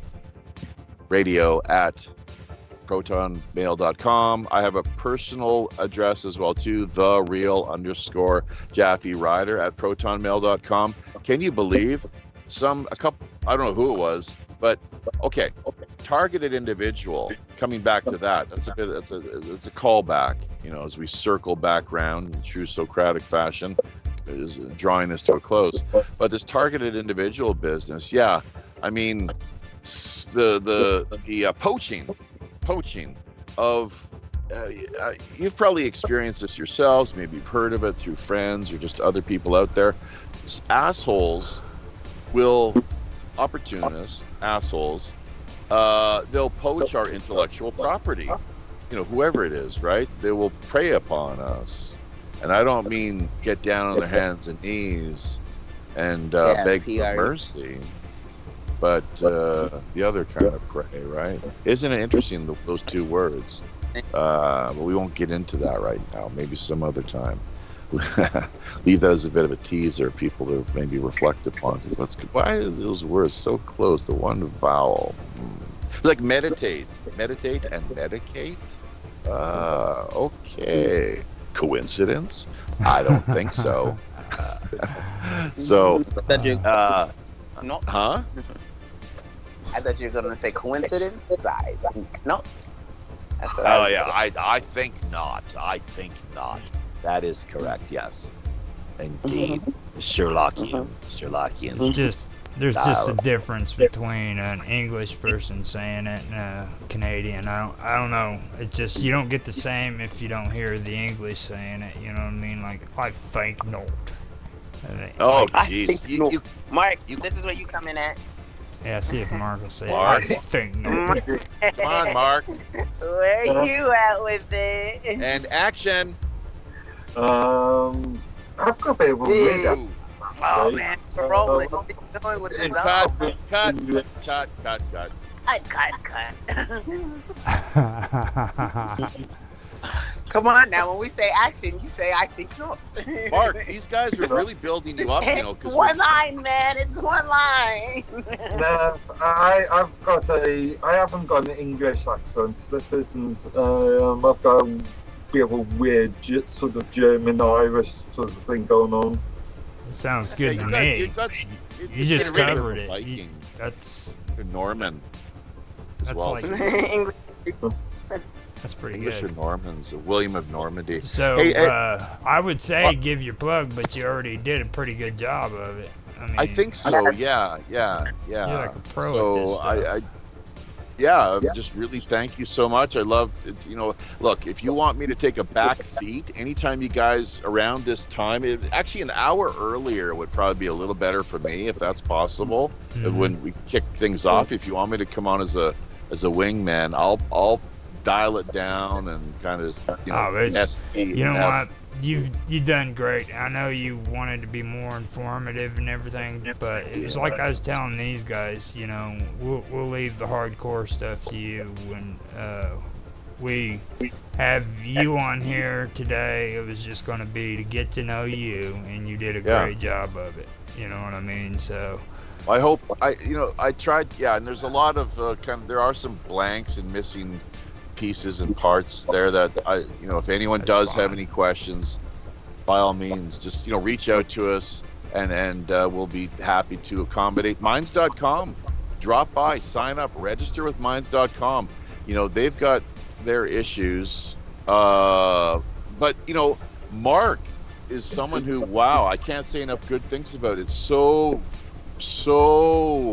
amazing to have you on board, Mark, as a wingman, someone who's there who can kind of find the information we're looking for, like the Israel group that went completely missing, that we still can't find with any regular Israel search. They're suppressing it, man. Weird thing going on there.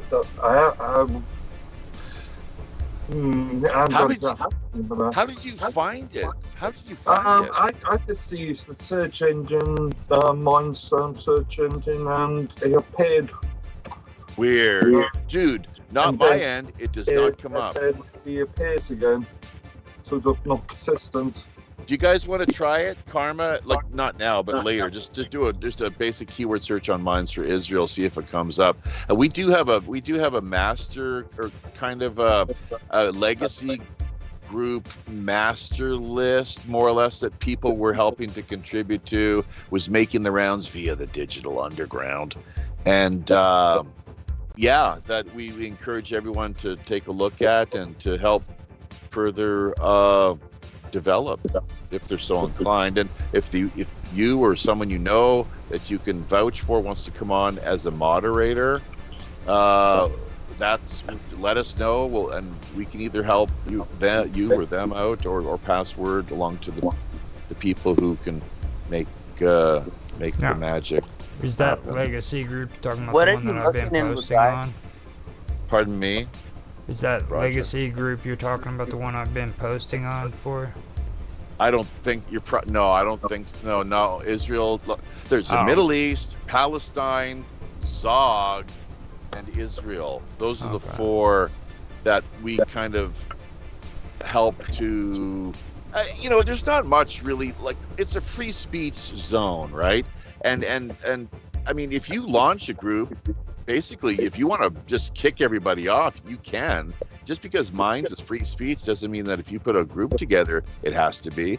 If you launch a group and want to be a total hardcore dick, you're free to do that. But it's I don't think it's what you're talking about. No, we'll have to send the link to you if you're interested in contributing later, but we'll send you the master list. Make sure you get that, all of you. I'll fire that off to you on the other machine via Japhy in just a few minutes. How about that? Yeah. But see, what I don't understand is what you're looking for in Israel. Because I type Israel in mine, and I see stuff. I love Israel. I support Israel. Israel lives. Nope. None of that stuff. Just Israel. That's it. With the Israeli Yeah, flag. that's what comes up when I say that. So I guess you're saying what you're looking for. Japhy, Mark? I'm just thinking, wouldn't it be better for you to first make sure that the list is up to date? It is, more or less. It is. Yeah, it is. Also, we'll work on this behind the scenes a little bit, Karma, and anyone else who's interested. One thing I will say though, as well, Mark, your mic, you've got to check. You got some dust in one of your jacks or something. The line that you have, it's got some major static, dude. You need some headphones, bro. Get some headphones. Yeah. Come on, you're Mr. You're a tech guy. What the hell? But yeah, no, it was probably my heater that had connected to me. Can you guys hear that? The electrical interference that's coming in via his end of things? It's just kind of it's static. It's actually better, believe it or not. You should have heard it on our first episode. Like, Speaking off a microphone. I swapped that over to. Well, yeah. You know what? You might be right. It could maybe the heater is interfering because of just the electrical, frequency or something, magnetism. That's right. Who the hell knows? So yeah. All right, folks. Hey, it's been a pleasure, my friends, and I really do. I hope that we can continue to do something along these lines, and I'll be happy, like I said, to take a back seat and put a sock in it. It's your show. It's not mine, but I'm happy to contribute. If you want to do this time, it works very well for me. I'm a busy guy, as we all are, but if we can coordinate this on a semi-routine basis, hell yeah, produce some pretty decent quality content. And if you shoot me a Rumble link an hour before we go live, I can promote it. Yeah, sounds like a plan. Now, me and Mark were talking about this, so we came up with this time. So after this, we can discuss it and everything. An hour early, I don't see as a problem for me, but I've got to worry more about Mark because he's over in England. He's fine. That's it'll be 3 o'clock his time, I think. No, he's in there. I've had that poor man up at 11 o'clock at night, dude. I mean, I've been off with Japhy until 7 o'clock in the morning. Yeah. Yeah, I've seen some of your shows, you guys. It just goes. You got 12-hour. Come on, you got to break it up. We're hardcore, dude. We don't play all that. That's where post-production comes in. Post-production. Yeah. He doesn't play. Yeah, I mean, mostly what I do is, these guys are all the show. I mean, I just freaking go along hey, that's come on. It's the truth. That's why the passing the bug.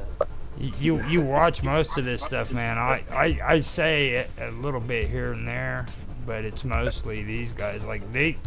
If you watch all these videos, he always is saying that stuff, attempting to disassociate as responsibility, but it's him all the time. That's why the name of the show is. That's why the name of the show is Live with Roger Hansen, right, and Roger? These guys, I've got to get some kind of credit. It's I'm not the movie star on these things. These guys are. They come in here and most of the awesome stuff that comes on this show is from them. Our vision for the network, WPRPN, is simply, if you look at our FAQs, is you just contribute. Everyone brings to the table what skills, what abilities, what strengths they have, and chip in a little bit. That's all. A little bit every month, a couple hours, 2, 3, 4. That's it. Just do something. Even if it's just emails or sharing links, or what have you. That's it. Just whatever you can bring to the table. And it's powerful. I guarantee you. So, and Karl Marx, he talked about. He's from each according to their abilities, two each according to their needs, and we've tweaked that. We've reformed the that, I don't know if you call it aphorism or what have you, axiom, but it's from each according to their abilities, to each according to what they put into it, or to each according to what you contribute. Because needs are infinite; they go on forever. Whereas it's basically the other approach is you get out of it what you put into it. It's as simple as that, not what you need. Because look at these illegal aliens or the open border visitors, shall we say, whether it's USA or Canada, and like raiding little kids' candy buckets as an example, just as the latest thing that has been showcased. But there's a lot. The USA is in big trouble right now. An asshole order out of chaos. Biden is largely to blame. Him and his son, of course, up to their eyeballs in just the worst kind of corruption imaginable. So just do what we can to better help rectify and make positivity and aiding wherever we see suffering, I guess, really occurring. And if you can help make something stronger or that operate in a better, more optimal way, then of course anyone we should do that. That's all that's asked of us in life, really, and service to others. Before we head out, Karma, Mark, you guys want to say anything to JR? Japhy. It's so hard to remember. It's been a great it's been an interesting chat. Yeah, it's been an interesting discussion. Always appreciate your presence. Yeah, really. So hope to see more of everyone, including yourself. Just get your mic fixed, dude, or I'm gonna jump out through the computer screen and have to smack you around a little bit. I'm sorry. Nice. No, Karma, you better say something, because I know you're his biggest fan. No, don't talk. I'm his biggest fan. That's funny. No, I just appreciate you being able to do that. I thought you and Ryder would, because y'all talk about similar stuff. So, I was hoping that you guys would be able to link, and I'm glad that you were able to do it. Thanks so much for joining us, and dropping some knowledge. Trying to just my pleasure. And Chris do better. Let's give him and Bob Dub a shout out. Everyone's caught up in the mix here. It gets a little confusing sometimes to remember, like, who the hell told who to go talk to who exactly now? It's like, what? So I was listening to one of your shows one day. I was listening to one of your shows one day, and Do Better was on the show. And I knew Do Better from being on Roger Hansen's Roundtable one time. So him and Moose came one time, and I saw that he was on there. So then one time he joined us at the Roundtable, and I was just like, hey, I see you on the Pirate Show. Can you ask him to kind of link with us or whatever? And he ended up sending you the link to be able to join Roger's show, to join his chat room or whatever. And I was telling like Roger, because I'm like, there's only a few shows that you've done that I missed. I'm usually heavy in YouTube before I started joining the panel. And then so I guess you ended up getting the invite to 24 live with Roger Hansen, and then you guys started talking, and it was just dope, because like I said, it initially started with me asking Do Better to ask you, and he was telling you ask him yourself, and I'm like, I'm not going to ask him. I was like, I don't even know him. Yeah, he kept telling me to do it, and I was like, no, I'm not gonna do it. I don't even know him. Don't let her fool you either. She talks about you endlessly. It's like, that's not true. He's just being extra. Please, let's not do that. That's why I don't like being places with you, and I'm about to stop co-hosting with you because you be lying on me. That's not the truth. Like, that's not the truth. He gonna say it's a joke, but that's not the truth. I'm very professional with my approach, like, and I don't really Like, don't do that. Nah, but for real, like, I did tell him, I was like, you guys both do conspiracy. I think that it'll be good if you guys got each other's knowledge so that way, because Roger doesn't have a very popular platform, but you do. Oh, And come I on. felt like, I mean, come on. I mean, no, not in a bad way. I'm just saying, you were just building. When I met you, like, I was the I only mean, person. you realize I've got like 450 subscribers on YouTube, right? No strikes. That's why it's no important to nothing. get somebody with 1,000. So I'm seeing we're the big overall both. picture. I mean, he's got like 1,000 subscribers, but we're both small creators. It's not like we're superstars. You know what I mean? Yeah, You gotta almost 2,000. Well, see, you We're thought he was working a on superstar. You 2,000. was like, oh, he's not gonna respond to me. Those big people don't like those. I was like, nah. Yeah, cool. you know, and that's something It's that the really truth. it's true. No, It's true. and and it bothers me. It's a reflection of people's egos.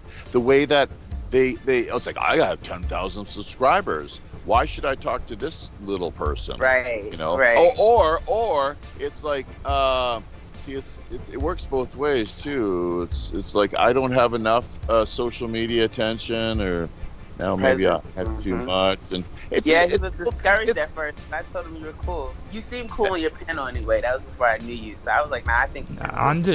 I'm just hesitant about reaching out to people who has more, because in my experience, it happens. You know. Yeah, and very rarely, you're right. If people they have like, and this just shows like the you know, as the old saying goes, if you want to see what sort of character a person really has, just give them a little bit of power, or I guess you could say attention, right?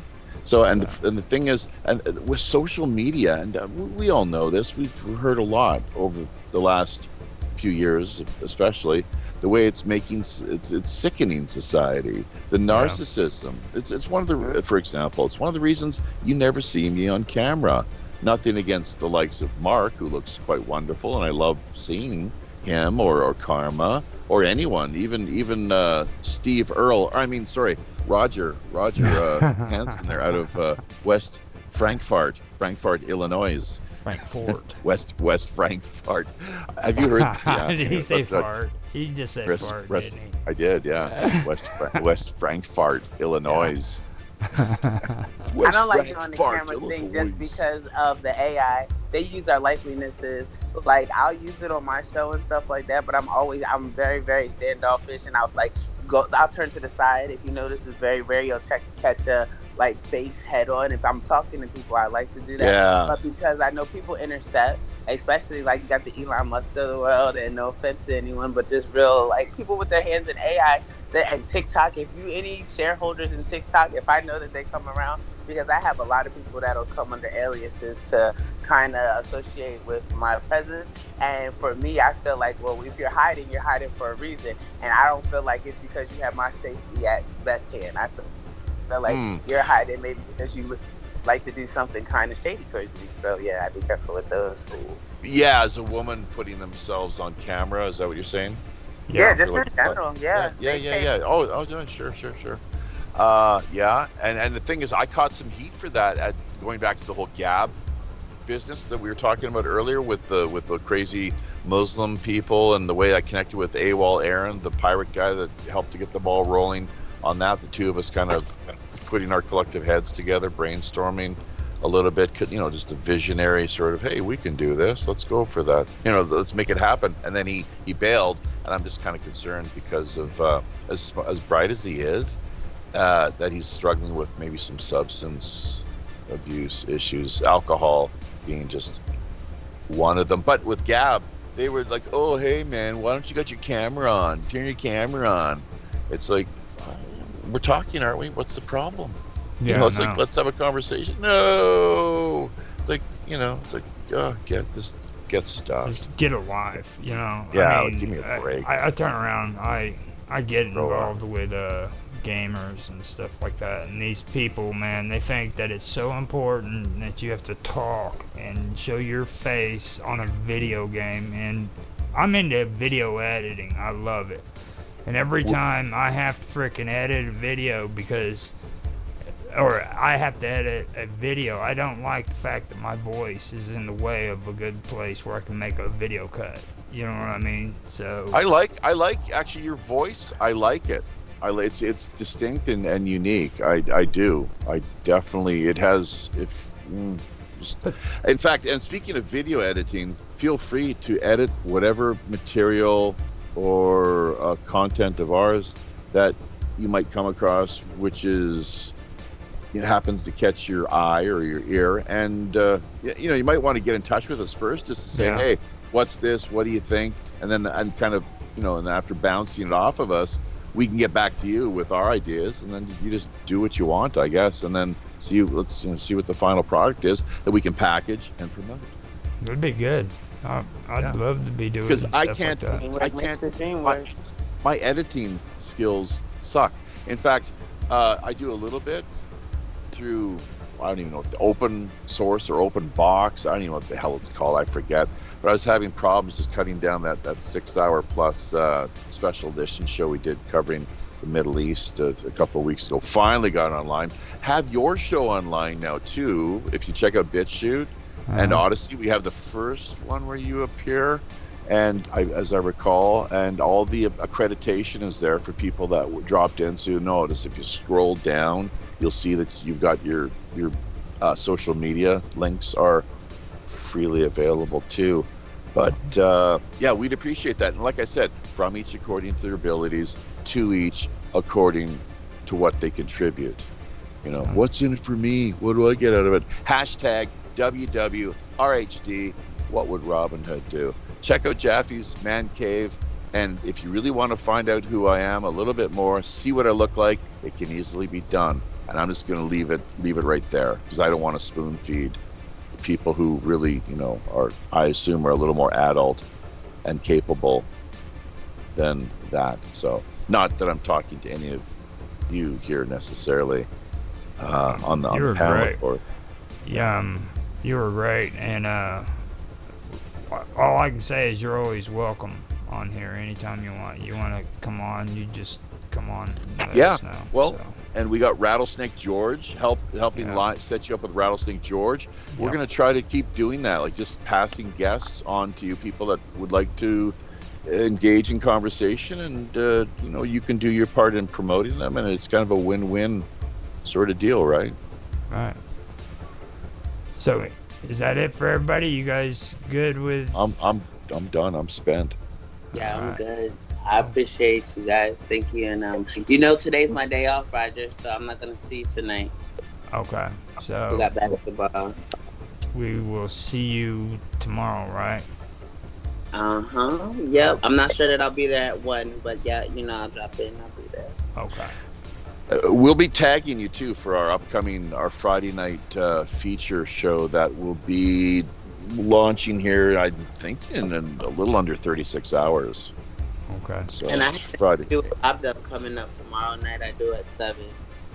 Yeah, and that was one thing I wanted to know. Tag us, please, would you? Because I don't know what is the name of your show. We haven't really promoted it much. Jeez. Yeah, no, I don't do much with promotion. But the interview, it's just because Roger kind of got me into doing these interviews. That was the direction that I was headed in. But I don't mind talking to people and helping others. You do fine. You're great. She does great. You should have seen that last interview she did. It was amazing. She did. So tag us, Karma, is what I'm saying, please. Okay, feel free. Just tag us, both Japhy and Pirate Radio Network, and we'll happily share anytime we see that you're tagging us, and we'll pass links on to others. That sounds good. Thank you. Not a problem. Our pleasure. I'll send you a copy of this on this chat after we're done with the stream. So excellent. Same with you, Karma, if you want a copy of it. Yeah, no, definitely. But let's see, I don't know. You about to put it up on the thing, right? Yeah, it'll be on this chat right here after we're done. So okay, cool. I'll do it through Google Drive, and all you have to do is click on the link and download it. You gonna do any post-production or just raw feed? There you go. Wham bam. Thank you, ma'am. That's it. Already. I spent so much time the first couple of years of our enterprise, it was just crazy. I finally said, just fuck it. We'll just do it live. It's a great story, you know what I mean?